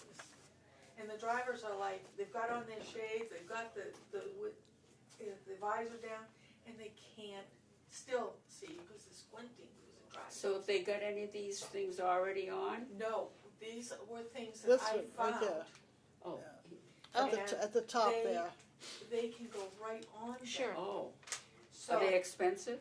nope, Yeah, my back window has one of these that comes down automatically. It's a Oh, a manufactured yeah, item from the car, but Oh. and it stops you but that's on the back window. but these. But it stops the glare from there. Right, And they're only $4? yeah, yeah. so. Are they good? Have you tried? Has anyone tried A them? friend of mine in California has bought them for every car that her company uses. They have one for the driver and one for the passenger. And the reason they went to the passenger side too, you have that mirror. And when it hits the glare, that glare comes straight across. It stops it at the passenger side. So are they big enough for the van? It would be about like this. Because I It would obviously. be smaller, but it would still stop 17 1/4 inches into 14 inches. Yeah. Right. And then in the line of vision. in the line of vision. That's the key, is the line of vision. Yeah. Plus you have this bar, for what good it is, that's already put into the windshield. Yes. That's already there, but it's this piece, the under piece and the direct on. Especially water, glaring sun, all that, they just need something else. The other, So do we have to go through anyone to be allowed to put these on? I don't think so. Cynthia can check with the garage at the RTA just to make sure, but I wouldn't think that there would be an issue with it. Because it's for the comfort of the driver, yeah, Yeah. Well, and safety too. safety. safety. Yeah. The main thing I'm looking at is safety for them, because it's a tough thing when you're out there. Which catalog are these from? I'm curious. Different catalogs that I called and I found out about these things, so, okay, this one is from, I mean, this looks like something from a catalog Yes. that I've get. Yeah. Yeah. this one I called, I think it's called, I think this one is it on the back, maybe? I know, because I've got the book at home. Tore it out. Right. Okay, the other thing I wanna show you, and we were talking about the projectiles on the grocery shopping and the thing. Here is what I was thinking might be better than plastic tubs. They This is have great. these nice little boxes, and you'll see it, and you can put 2 grocery bags in it. Then they fold up. So they could just fold them up and store them somehow on the van, instead of having dropping tubs and anything else like that. So these would be very good for like the grocery runs. So we're not having Well, this jars is of it. things rolling You around want or. to pass it back around so she'll get it? Sure. Yeah, this, Oh, yeah. that's a great idea. Oh, yeah, you can get those in some of the places like Market Basket and stuff has those kinds of Oh, things. can you? Not all the grocery stores have them, but my daughters have these things. Oh, okay. Yeah, I think same even thing. Bed Bath and Beyond carries them and stuff. you know, if you have an Cuba- SUV or a van, Yeah, you need something like that. you need something. Otherwise, I know when we It had just a gives me van, an idea for what to get and all my the daughter oranges would for her roll over. SUV, Yeah. for the back of it. Good idea. All right, do we have, I think we I need a don't- motion maybe to purchase these for the drive, for the vans? May I have a motion? I make motion. A I have a second. question. Yes. Why don't we get one and give it to a driver to see how this works with him? If he's happy with it, then we get it for everybody. My only point was that suction cup, Yes, will it hold? Okay, If that's the catalog I think it is, if you buy 3, there's no shipping and handling. You buy 1, there's shipping and handling that you pay for too, also. I don't know. Well, whatever this one is. This I is get free StarCraft, shipping. this is StarQuest, yeah. Yes, I get yeah. free shipping on it, cause I've got a deal with it. Oh, okay. They get it in. All right, I'm then, not- I got it. you want to amend your motion then to Try buy one. one? and- Try 1. Oh, yeah, that makes sense. Okay, makes sense. is there a second? I second. Okay. Is there any more discussion? I just think we should check first with the RTA, make sure there's not an issue with Yes, with yes. something Well, that's that's what I not was provided by asking. them. Yeah. And Cynthia had also printed out. She came back all excited from the conference in Georgia, and she's at another conference today and yesterday, and got some links on some additional grants. And there's one of the Massachusetts transit authorities does what's called the Helping Hands mini grant, and that's usually just $1,200 or under. To help get things that can make things better for the drivers. And way back when, we had bought 3 GPSs for the vans. We had bought new maps, ages ago. But this is the first time in a while that they've had the money available because they hadn't been able to offer the grant in a while. But these might even be things that might be able to come under that grant if we apply for Yeah, it. they're just $4. I mean, I know, we're it's not so talking cheap. about Yeah, much, no. but we'll talk about that grant in a minute, yeah. So, But do check and see if Yeah, it's we'll allowed. check on it. Yeah. okay, any more discussion? And let Katie know. Yeah. Okay, all in favor? Aye. Opposed? Okay. So Katie, if you wanna order one, and then we'll see what happens. Okay, and I think these are, now this says single or double is $19.99, $20. I'm not sure where those, You put them in the back, and when people go grocery shopping, on their grocery shopping trips, their bags, Katie was telling me that one time, one of the drivers had to stop very suddenly, and all the groceries went flying down Yeah. so these would keep everything in place. And they fold up, which is well, I nice, can because see we had that. mentioned Right, before right. I about, wasn't sure where you were gonna put them in. we had mentioned last time, I think it was, about getting plastic bins or something, but these are so much better because they fold up. Now, you said they have them at Bed Bath and Different- Beyond? or- no, I think well, so. Yeah, they might have them there. I think that Market Basket has something similar. Well, these are $20 each for the double I don't, ones. yeah, I don't know how much they, I don't know how much they cost or how big they are relative to those. I just know that my daughter has, and I said, oh, that's great, you know. Yeah. Because I just have my regular bags that I take, and That's they a- can tip over and stuff. And these, Yeah. the things don't tip over. And you know, for those plastic bags that you can get in some towns, I mean, back in the day, I can remember when we had a van, and you know, my oranges rolling all over Yeah, the that's place right, on yeah, the way home right. because they Yeah. came out of those plastic Yeah. bags. How many of these would you need for Well, a van? It I mean, I depends. don't know how many bags people Well, end up I with. think for each van, they need 3 or 4 probably. Mm. So you're talking several $100s. Well, shall we, can we look at some of the other places maybe and see? I'll check Bed Bath and Beyond, and we'll check, if I'll you- ask my daughter about hers. and see how much. These are $19.99 for, we need the double one. And it's 10 inches wide, 12 inches deep, and 20 inches long. Right, and like I said, I was wondering how many of them you'd need. Well, at least mean, I four, don't at know. least four per van. And we might be able to get a donor, because I know when we switched from the plastic to the tote bags, we had a few very generous donors come in that bought cases of tote bags for the shoppers to have, including insulated ones that were very nice. Yeah. So Oh, I didn't know that. or if we had Stop and Shop on our route, or Price Chopper on our route, or Wegmans on our route, maybe Yeah, maybe somebody maybe could those donate folks would them. like to have their name on the side of one of them. But I think, Yeah. I think it's really something that's needed. I think Right, it's right. something that we Be good really need to advertising do. for them, yeah. And to look into it, so we'll see, we'll look into this then. yeah. 'Cause Yeah. I think everybody is in agreement. Yeah. Maybe we need a motion for this to make it official, so that we look into You and, get further information before we and, make a and, decision. and Yeah. purchase if we find it that meets the needs.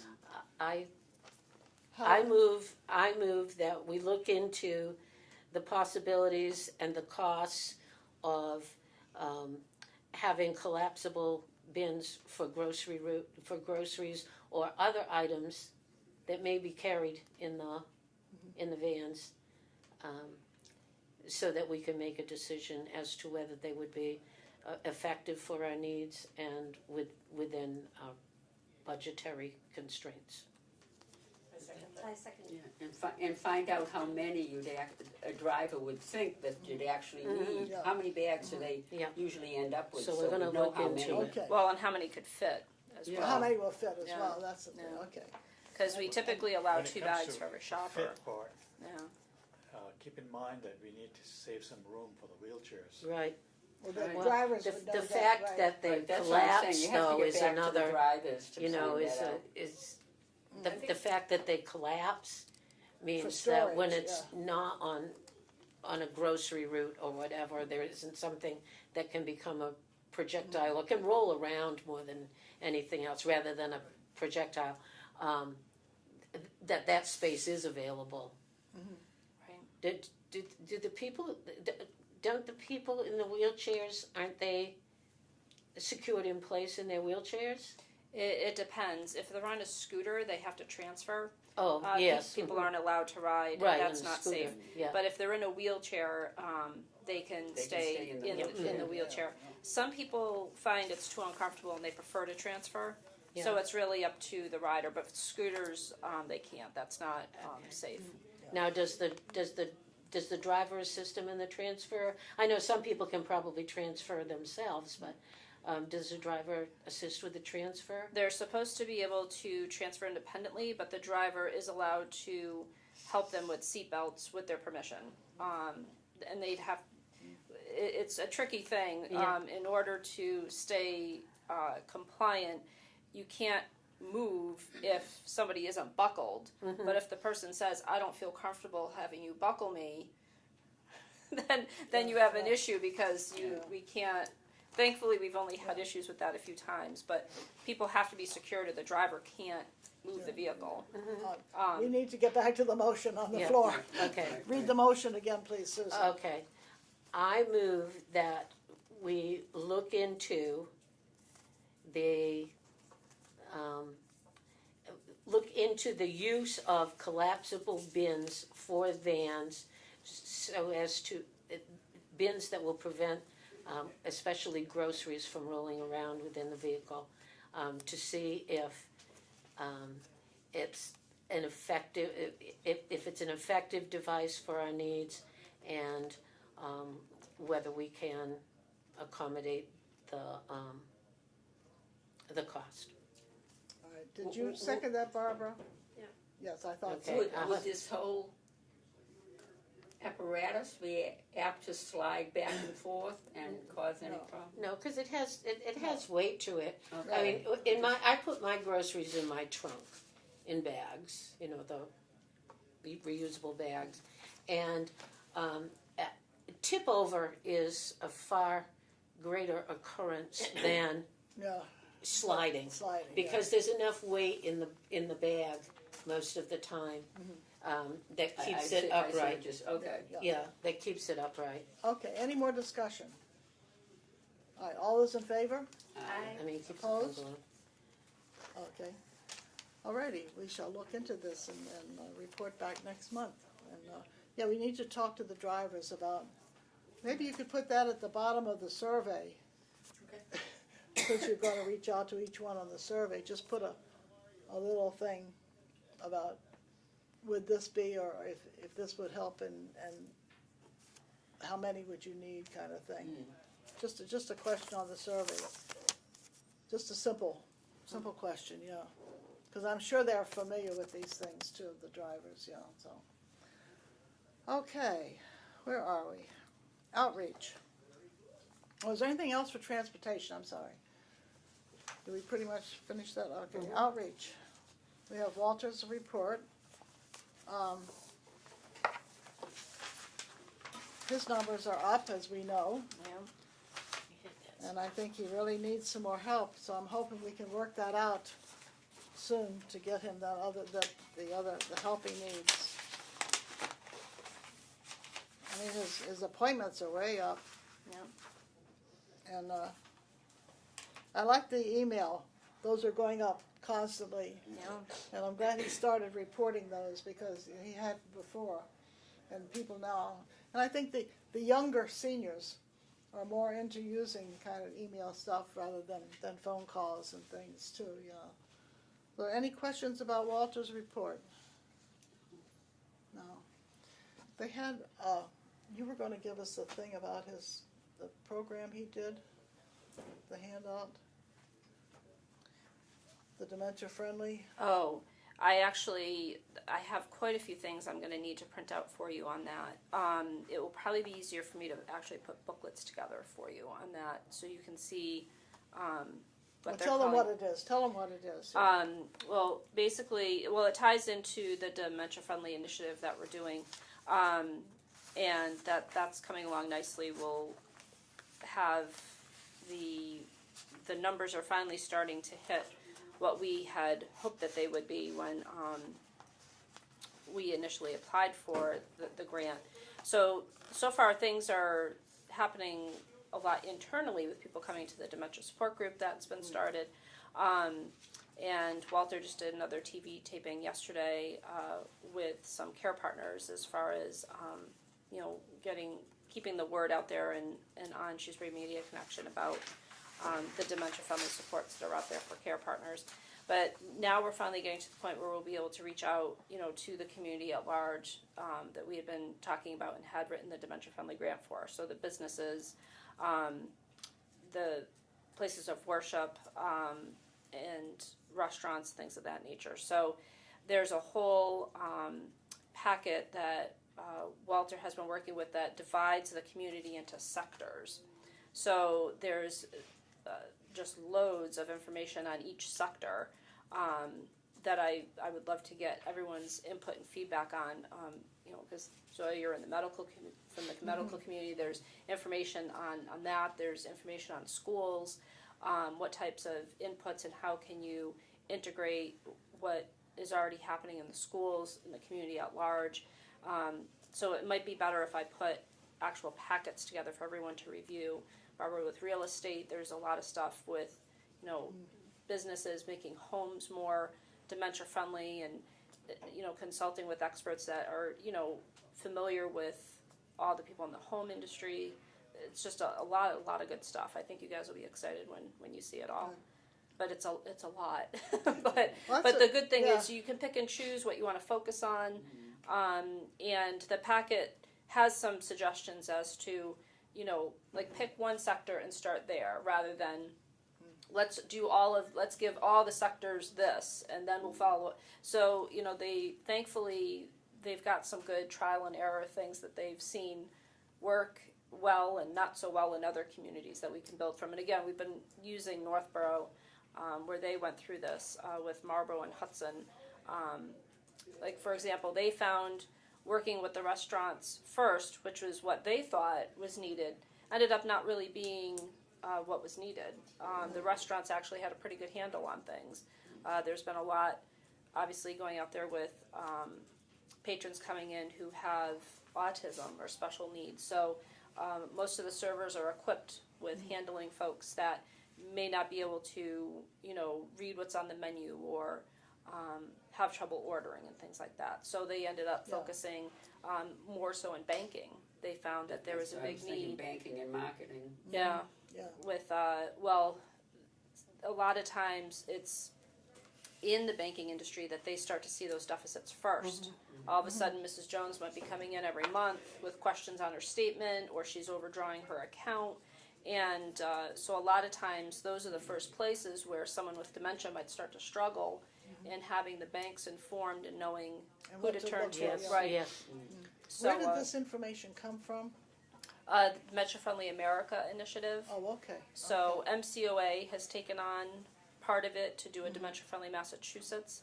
And the state that started it here in America is in Minnesota. And they got the model from England.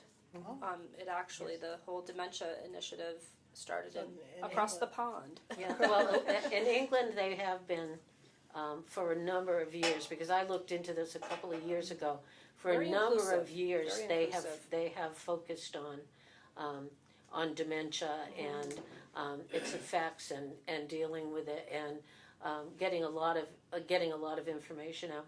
And one of those things was that with the banks is that is before people even exhibit any other signs of dementia. What happens is that they wind up paying bills twice, or not paying bills, or not remembering, messing up their checkbooks, doing all kinds of things like that, and then they're embarrassed about it at first and don't want to admit it, and finally someone recognizes that there's a real problem, and bank is a place for that.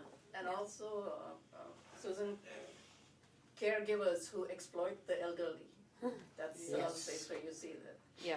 And I was wondering, Sharon, did you get from the MCOA about dementia and age-friendly capacity building grants? I got an email from them 2 days ago.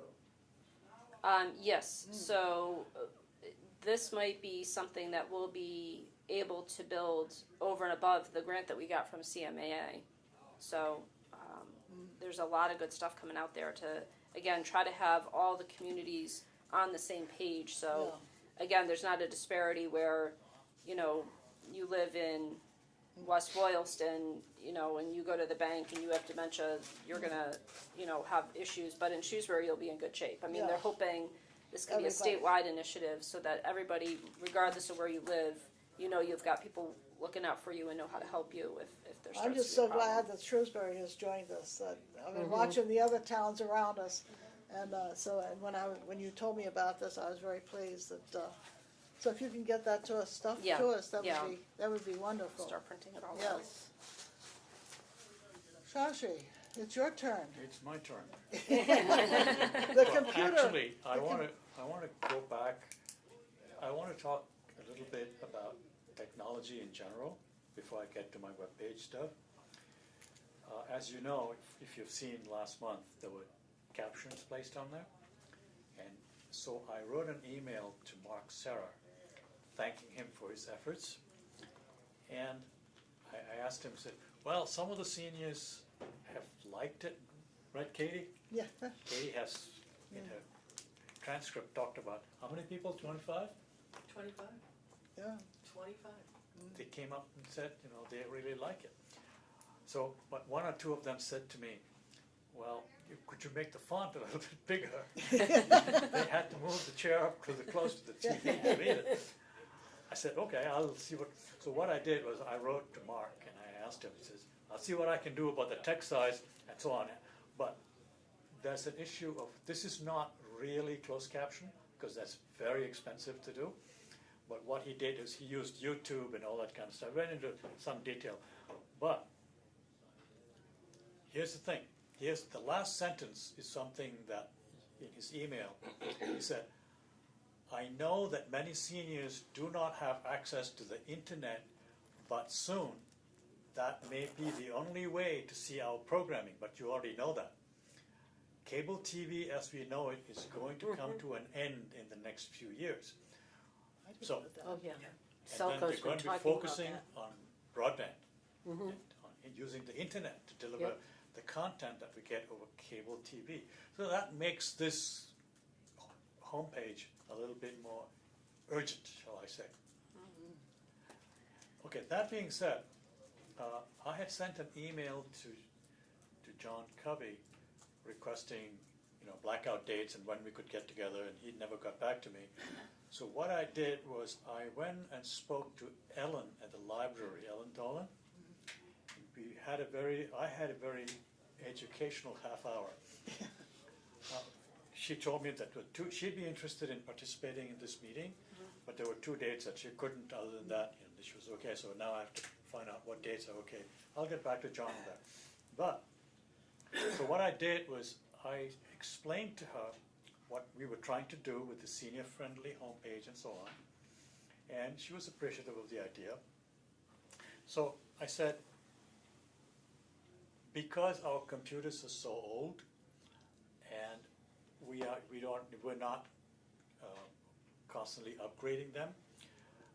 Actually, when we do this restructuring, there's a possibility that the library and senior center will come under one umbrella.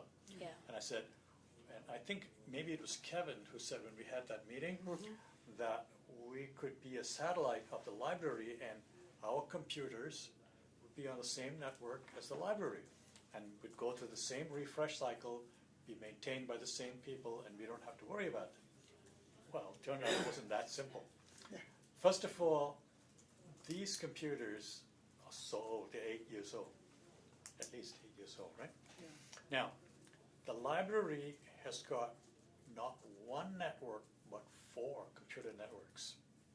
The library, CW Mars, the public Wi-Fi that anybody can walk in with a laptop and use.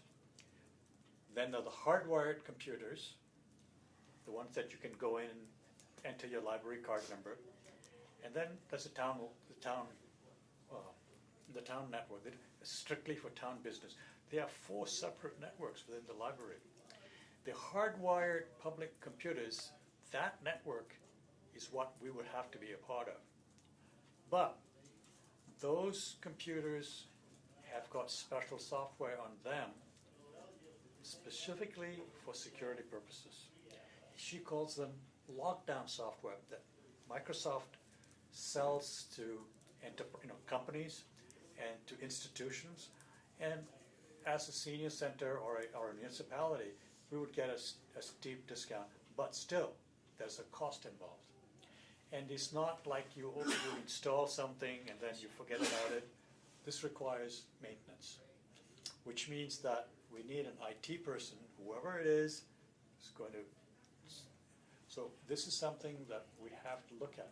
But even if we could afford to do all of this, for us to do this right now, there's a lot of expense involved, because in addition to the cost of the computers themselves, I don't know where that funding would come from, but still, we have to design a network. We have to have somebody configure the hardware, configure the software, all that stuff before we can get. We would probably have to plan for that when when the police department is done and we get our upgrade. When we do that, I think it's 10 years down the road, About whenever 10 it is, years, yeah. at that time. So my perception is that in the near term, we're going to have to make do with what we have, or else get on somebody to donate some. I mean, we don't need any state-of-the-art equipment. We can something that's working and functional that we can use.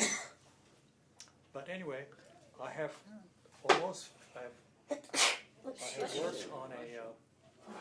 on a requirements for I haven't heard back from John as to when the intern is going to start and when he's going to be available. I'm saying he, but I mean use that person. Maybe a girl, I don't know. But I'm in the process of putting together, because we have to come up with something that says this is what we want it to look like.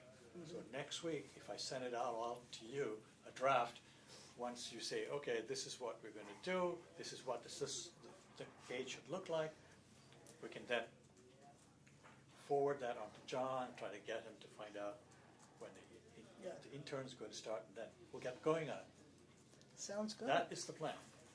That's the plan. It sounds good. It sounds good. But But we need some new computers first. we will need some. Well, we can for now, to get started on this pilot program, we'll just use the computers that are We can here still- now. We can certainly do that. We can still use these. Yeah. Okay, good. See, we cannot. Those computers essentially are on the same network that I'm using right now, the public, and that's okay for me. But once they start using it, the difficulty arises because they're not secure. Yeah. And that means that once people start using it, the people who use it should understand, don't do your banking on it. If you do your banking on it, don't forget to log out. You know, your emails, don't forget to, all that stuff. There has to be a different way of Different way of handling it, yeah. different way of handling it. Because right now, hardly is ever used. Sometimes people go and bring up Google and type, look at maps or something like that. I don't think it gets much use right now. But if it is being used, and we set it up so it's user friendly, and people start using it for personal reasons to do, visit websites, and then they get into banking. Now we got and looking at credit card stuff.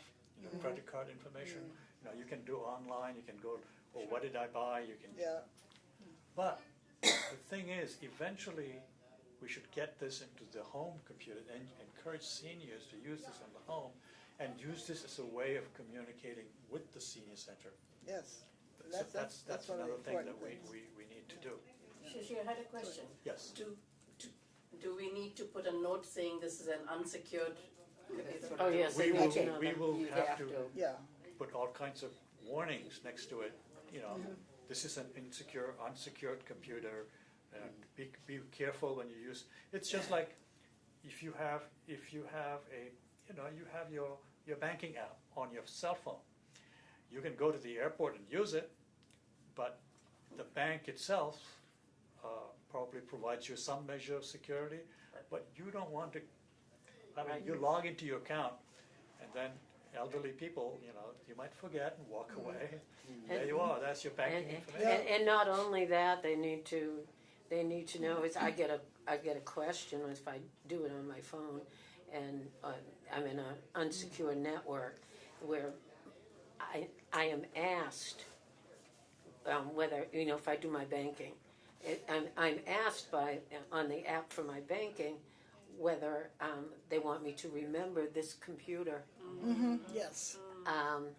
And is a very and dangerous it's thing. like, no, don't remember this one. And it even says, no, this is a public computer Yes. on there. But that comes from my bank is asking me that question. Yes. Yeah. A lot of places don't ask you Because that I've question. registered Yeah. my home Yes. computer, but I didn't register my phone, because that's where I'm more likely to be on a public network, is with See, my phone. there is another way of, there's another bit of protection we can do, and that's called a virtual private network. So what they do is the computer will not connect directly through an internet. It will go through a virtual private network. It'll go to a website, a secure website. And from that secure website, it goes out to the internet. So you're only connecting to that particular website.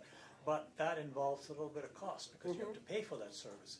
That's something we may want to do at some point. And we may have to, that's right, and we may Yeah. have to look at that, yeah, so. But that's something, once we get this going, of course, if I don't get any enthusiasm from the seniors, then this whole thing dies on the vine. Yeah. Well, I think that the new seniors, and I think when we can get them to come in here and really show them what is available, I think the new seniors, I think, will be very much involved with that kind of thing. They're much more Because- computer literate than the Yeah, yeah. But- present ones. Yeah. I just looked at my watch. We still have a lot to go on. Yes. Anything else, Shashi? That's it for now. Any more questions? No, But thank you. next week, I will get some, I need some feedback. Good, very good. We're looking forward to it. Good. Thank you for everything. Okay. Very quickly, 2 words, the coffee machine. It's not working? The coffee machine is working. We just, don't have the pay apparatus on it. So if people want So, the free, water, take advantage of it now while they can.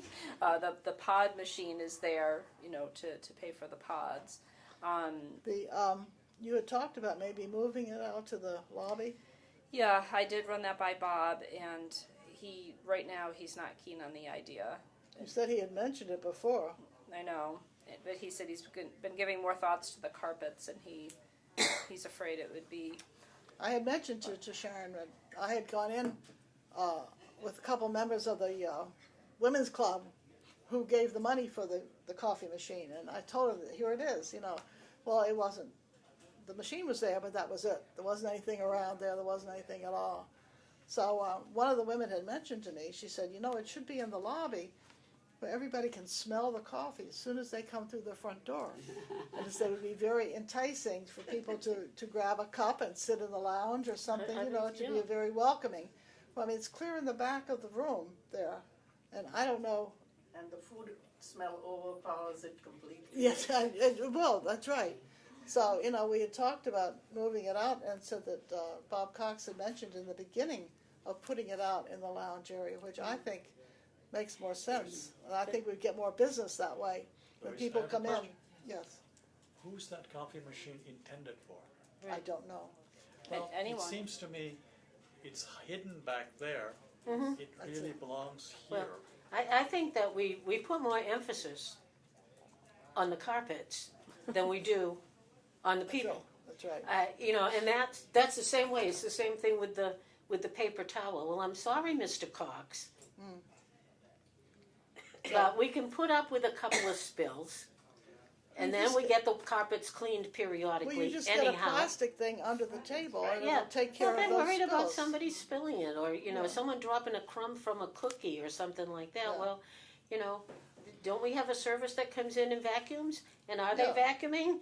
No, I don't know. And if someone makes a big mess, can't they feel comfortable saying, Yeah. I've always thought that you have to go and you have to sit in a cafe to drink your coffee. Don't take it where there's a carpet. No. And that's another one of the things that's That Well, makes the it, unfriendly Right. atmosphere. I don't like That's going up there because that's right. I That's- don't feel comfortable. I don't feel like it's for me there because there's so many restrictions on what I can do Yeah. and what I can't And do. that's one of the things we're addressing with our long-range plan, But, can you talk to Bob Cox, please? I'll talk to him again. And tell him that the board strongly recommends that it be moved out to the lobby. Yeah, tell them that the board will come in. We'll have someone assigned once a week to come in with a scrub brush and some carpet cleaner. Okay, sound system.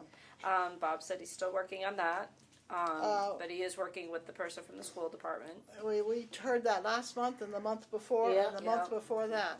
I mean, how, does he give you any time frame? No, he hasn't. Would you ask him that as well? that the board wants to know.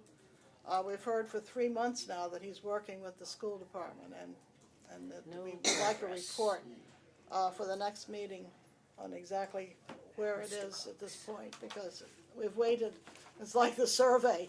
We keep waiting and waiting for some results and we don't get any. Yeah. So, it's just- I guess the blinds are all fixed? Yes, Good, and okay. the issue had been, they were weighted so that they Yeah, pulled yeah. all over one side. So now they part like curtains. Oh, they good. they open from the middle, and the new apparatuses to open and close them are hung much lower. So there's no more climbing on chairs Good, to good. twist them around. They're much more easier to operate, and they So look we can beautiful. cross that off the list. Yes. Hey, One thing, okay. Very quickly, the signage. I think you all got the thing on the thing. Mm-hmm. Mine didn't print out again, but I had enough I could look at.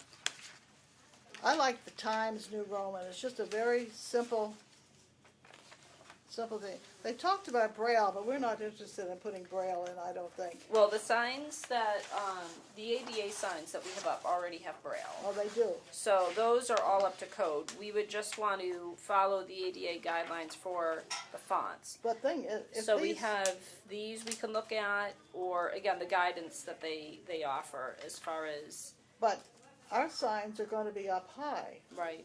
so the Braille is not going to be Well, that's what I was applicable. thinking, that Right. would be, To- right. I mean, It'll, just like the town hall has the signs up above each department, and that's what we're looking for, is the cafe, the meeting room, the restrooms, the, conference room. When you come through the front door, you're gonna look and see where everything is, because now nothing is labeled. So, I don't know, did any of you look through any of it and see any kind of, anything that you like better than another? Well, I like the Times New Roman because. The Times New Roman, that's the one I It's picked. easy to read. It's easier to read, but it's also something that people are used to using on the computers. Yes, yes, A lot of people use that when they're typing up their computer things, yes. so it's a popular one, it'd be like Arial. So I think anything like that, I think, if we all agree that, that we can get that started. And as far as, and this, I don't know, for the plastic outside, the same thing. I think the same, I think for outside the building, just a simple, nothing fancy, just senior center letters. While You we're know. on the question of signs, I think we've talked about this before. The sign at the entrance, at the end of the driveway, when you come off of Maple Avenue, is there any way to make that bigger? Do we have? No. No, we went No. through that. That We've has to been be through- we've been pretty. through that. It has to be pretty and match up with other kinds of signs that are around Because the it's so town. easy to miss. I know. It is. Well, I think that's why it's important that we get that sign over The front door, the yeah. door, Door, because people go over to Selco. They do, because they don't know that this is the senior center. And they go to they get lost. They go to the wrong place. So Yeah, actually, someone stopped me in the parking lot and asked me about the senior center was right here. yes, Yeah. Mhm. So, that's why it's important that Yeah. there be a sign on the building. so I did share with Bob Cox the links that I had sent to you. For the outdoor signage, we had to get measurements for above the door so we would know what size letters we would get. So I asked Bob if he could look, at the plans or something so that we could give the actual dimensions to the sign people. And he said, well, I'd rather actually measure it and make sure that it's exact rather than referring back to the plan. So he did do that, and he got back to me earlier in the week with what those dimensions are. So we can now go back to the sign company and say, good. Good. these are the dimensions. And then they can give us a draft of what that would look like. And we could try, we could ask for, 3 different fonts that we could look at, 3 different colors. Do we want to do black, gold, navy? I think just Black- black. black or shows something. up the Black. best. You're going against light, so Yeah, obviously black it's just as shows right dark up, as you know. can get it. Just, And as big as you can get it, Yeah, that will that's fit right, in. Yeah. that's right, yeah, so, Black and big. yeah. It's simple. Okay, I think I sent you the building oversight, Did you get that, Norma? Oh, Yeah, you're on the well, committee, I'm you on and it, so I Zoya are got on the it. committee. I think that's why I didn't send it to you, because I think you knew what was No, I on already had it. the whole thing, the report. I don't know. I'm sorry, Katie. I don't know if it came on. Things have been hectic. Yes. Um, This is it. I got this the 6th of April. When was the 6th? Last week sometime. What's the Last date? The Friday. 11th? Okay. Last Friday. Is that Friday? Yeah. Oh, I know. That's when I received it, Oh, very from Lillian. They want to replace the garbage disposal in the main kitchen area. It is very urgent. Yes. So, I will email Bob Cox and talk to him, because he's the one that will take care of that. I want Suggestions she's an talking industrial, about. commercial grade garbage disposal Yes, rather than. that's what she said, a commercial grade device that, so, and I'll do that this afternoon or sometime today. Also, there's a step on the back going out. Now, that says west. This is west over here. She's That's- talking That's about north the back one- there. That's north back Sorry. there. Yeah, it says Somebody gave us west. directions and said that was west, so. No, this west is over there. Okay. Yeah, she, Anyhow, she means the north. right. And there's a 1-inch step. Now, I don't know, does Bob Cox do that as well? Anything to do with the building would come under him. Okay, then I will mention that as well to him Okay. about that one too. And the two suggestions that they have, and neither one will affect us, I I mean, got that in for here no somewhere, action just haven't opened it. from us. They said they talked to you about the, Yep. and I think you got the picture of the, The deck floor? And Bob Cox said, that's fine, go ahead with that. this is for the container for the Question. cushions. And I guess, I think they've put in a request to the Friends. I haven't seen it yet. I wasn't No. at the Friends Yeah, this week. so they said Month. Where's that container going to be placed? it's gonna be out in the patio, and, they're gonna get a lock for it. Mhm. So that when it's not in use, it'll be Whether- locked. Whether And the tolerance cushions? bad Yes, weather? they said you can leave it out.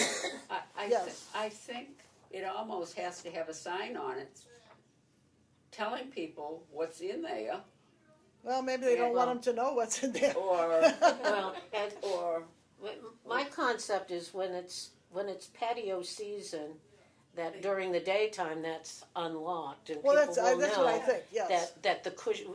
I know that there used to be a sign about take a cushion with you, and Yeah. a sign put up just beside the door that says Cushions in the, cushion, chair cushions are in the patio. yeah, Yes. right, that's what I'm thinking. and it'd just be because unlocked otherwise every people- Yeah, morning and and then at locked the every end of the evening, day, yeah, we'd have yeah, to make, so- someone had to make sure yeah. Well, that somebody the will have to be cushions got- assigned to, cushions got back in the box and the box And I was guess Bob locked. Cox said it's okay to put it there, they have checked Yeah. with him. Yep. Is there any concern about vandalism? Pardon? Is there any concern about vandalism? I think It's gonna that's be why a the lock. lock. I think they're gonna lock it, and, but Yeah. it's very sturdy apparently, it's a And very heavy. sturdy. There's not much trouble out there. At least there hadn't been. I know sometimes kids go over there and play. So when I used to go out and play bocce, so you Yeah. might find a stray tennis ball out there or something. Yeah.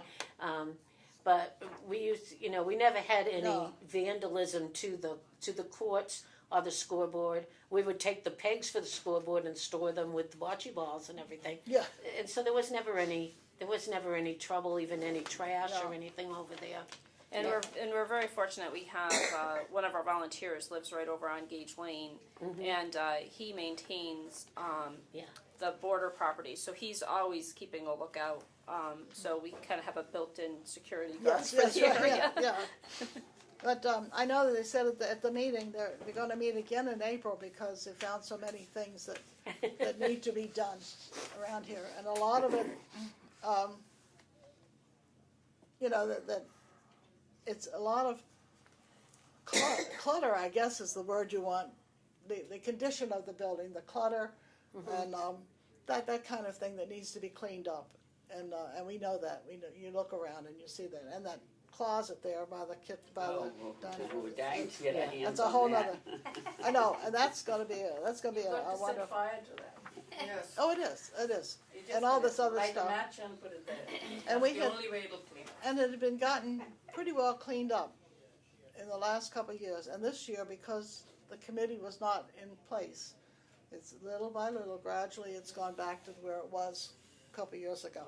So now that the committee is back in place and actively working, I think we appreciate your help. Norma and Zoya are on the committee, so we certainly appreciate it, and I think everybody else does as well too. So, and speaking of the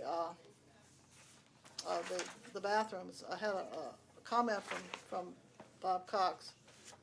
Oh no, this is something different. But no, I told him.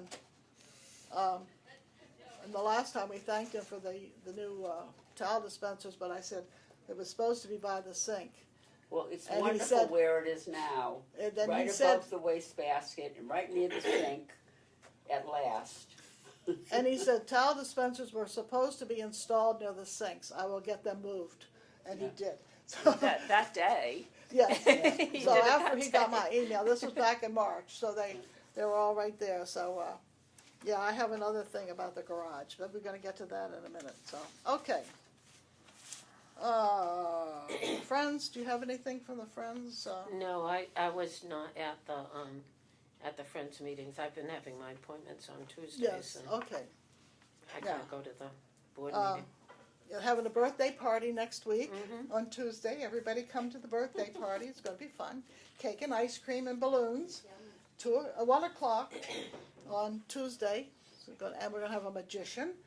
So we're going to have a real birthday party. No matter when your birthday is, we celebrate for the whole year. So come and join us and have a good time. And our annual meeting is in May 15th. What day is the birthday party? Tuesday, whatever May date. It's the 17th. 17th, thank you. So, okay. 1 o'clock. The farmer's market. You know they're going to have it again here, and they're going to change the timing. It's going to be 30 minutes earlier, 2:30 to 6:30, starting Wednesday, June 13th, and ending on Wednesday, September 26th. And they will be closed on July 4th. I guess that's a Wednesday this year.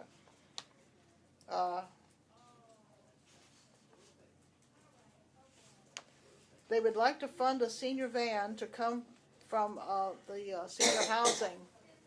So we will be talking about that. They're going to try to get some sponsors to have the van come. And so we'll talk about that too. Hopefully they'll be able to. And they wanted to get some wheeled baskets for the market too, so people could use while they're here. So they have some great ideas. We have talked to Sharon just briefly. We were talking about maybe having some demonstrations, like once a week. Oh, not once a week, once every couple of weeks. Getting some groups to come in and maybe put a fresh, and here in the senior center, how to use the fresh vegetables, how to use the kinds of things, make some kind of thing, a 15, 20-minute demonstration. I know Benchmark, who does Shrewsbury Crossings, I know Benchmark does a lot of demonstrations. I've been to conferences that have that. So we're hoping to reach out to some of these places that maybe will come in and do some demonstrations for us. I think all these Are you talking about on the same day as the Yes. market? Yes, Yes. while it's going and to on. use the nice. fresh vegetables that are out here, and also maybe people who donate the vegetables or whatever would be mentioned in the program and that kind of thing. Yes, Soya. Sharon, I want to know about the coupons that are given to the people for the farmer's market. I think we should do it earlier rather than when the farmer's market is nearly ready to close. I agree. I think they agree. have to wait for elder services. Last year, that elder services was the holdup on them, and Louise copied me on Missy Hollenbeck's memo and on that email, and she seems to be working already with them. She's aware of it and Yeah. and looking to get it done. That woman has so much energy, and she Oh, she does. She's she wonderful. spends her time doing things for good. She's great. And she has lots of contacts and digs right in. Yeah, because to the best of my knowledge, the farmers market coupons are, come from the government. So I don't know if they're federal or state. And then I believe they plan on publicizing their own coupons that they do And I think they have the The hot bucks and the the wet hot bucks ones and the hot box and the wet box. to Yeah. promote Yeah. those more too, so that, you know, and basically it was to give additional discounts even if it was raining or if it was really hot, to entice people to still come out and shop. So Okay. I think they had a marketing idea for that too. So I think it'll be a good time this summer, and I said, hopefully we can get some people to come in and do some demonstration. I think it'll bring people into the senior center. I think that's one of the things we want to bring them in, to let them look around, and we'll have the signage up so they know where everything is, hopefully by then. Yep. So we'll have that. So I'm looking forward to it. It worked out well last year. There's no problem at all with That's the parking wonderful. or anything, because I'm here every Wednesday afternoon, and all the groups here, nobody had any problems with it at all. So it worked out very, very well. I was very impressed. I was too. Yes. Are we And- allowing animals this time? Like the llamas? I don't and- know. I Yeah. don't know. didn't And the think one thing so. that I thought was, the farmer's market was constrained for having anything out on the magic lawn in front of the in front of the town hall. I'm hoping that this year we can use part of that lawn.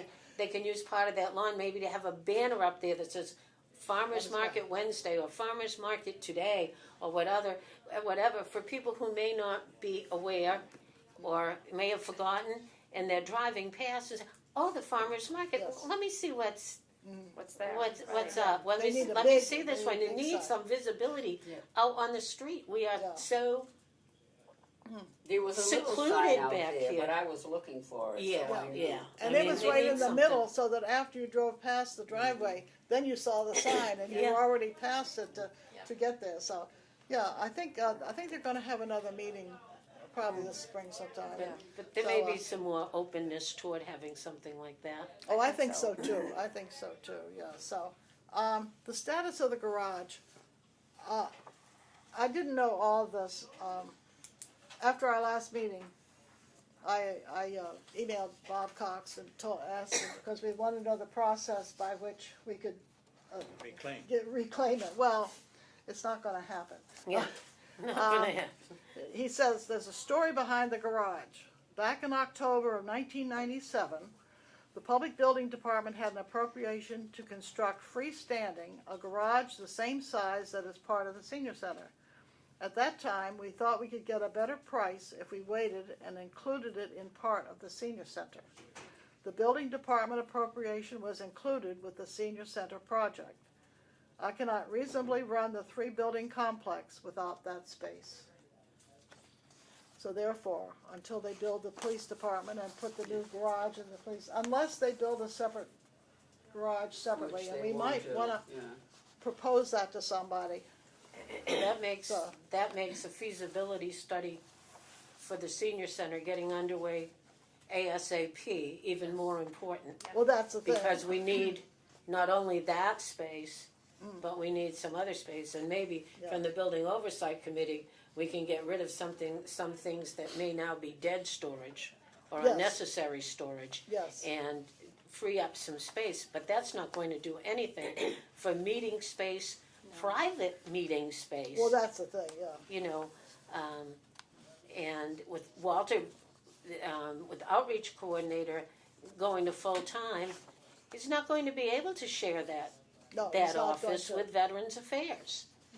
Well, I told Bob in my response, I thanked him for the information. I said, I didn't know the history of it. I mean, we'd been mentioning back and forth different things, but never knew the real history of it. I said, we'll have to look someplace else or find you something else. So I think maybe we can find him something else, maybe. You're gonna I don't know. skips sheds. Yeah. So we'll work on sheds, yes. The municipal vulnerability preparedness project. That's a mouthful. This is, I sent this out to you, I believe, didn't I? Yes, you asked us I for I one, thought so, yes. Yeah, because you mentioned, that I'd be interested. but I didn't even realize the 9th is our meeting date. Right. Yeah. And I have 3 other things on the 9th, so that's what I Oh, boy. couldn't. So I don't know what we want to do. It's something I think that somebody should be involved in. somebody from the senior center. I'm sure she said you would be interested. But, I'm interested. Kevin, Chelsea's interested?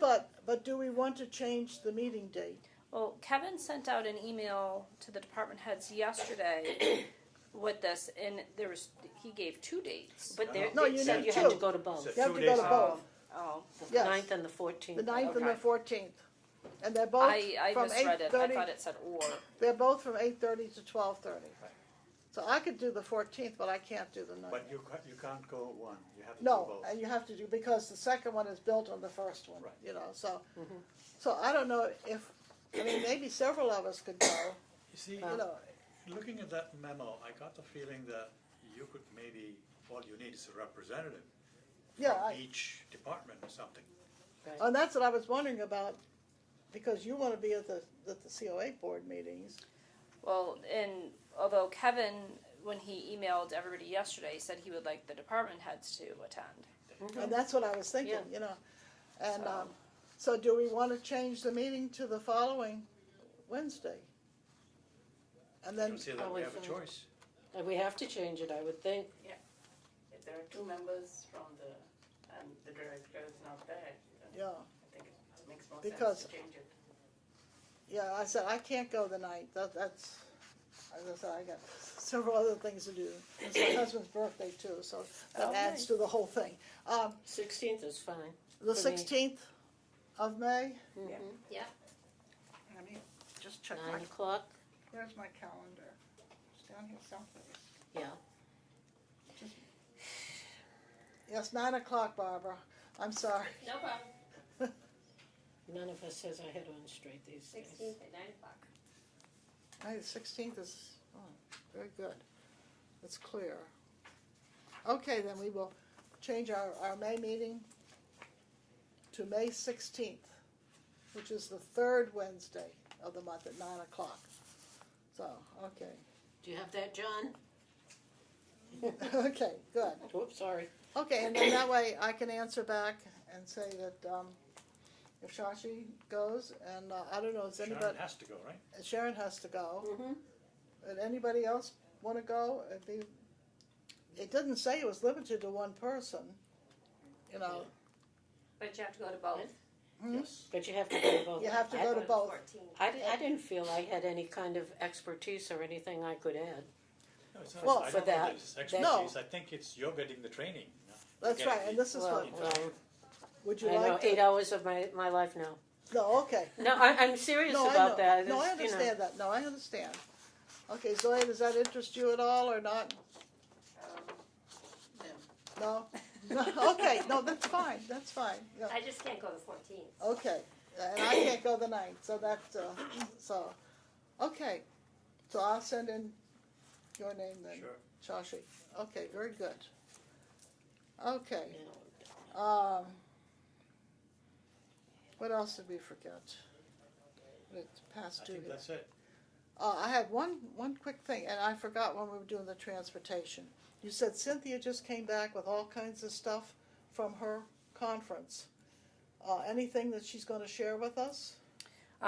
She'll have more when she gets back. God bless you, Barbara. Thank you. From the workshop she's attending now. The one What's- she's attending today is in Worcester, and it's the area based, and that's the one that'll have information on buses too. The one in Atlanta didn't have any vendors on buses or anything like Oh, that. cause you thought she would have plenty of information Yeah, on that, Yeah, and it didn't have any, no. No, so Did but it help her at all with the route stuff that she's working with? Well, she focused more so on reports, so that we can try to tailor, the reports that housing is looking for their ridership.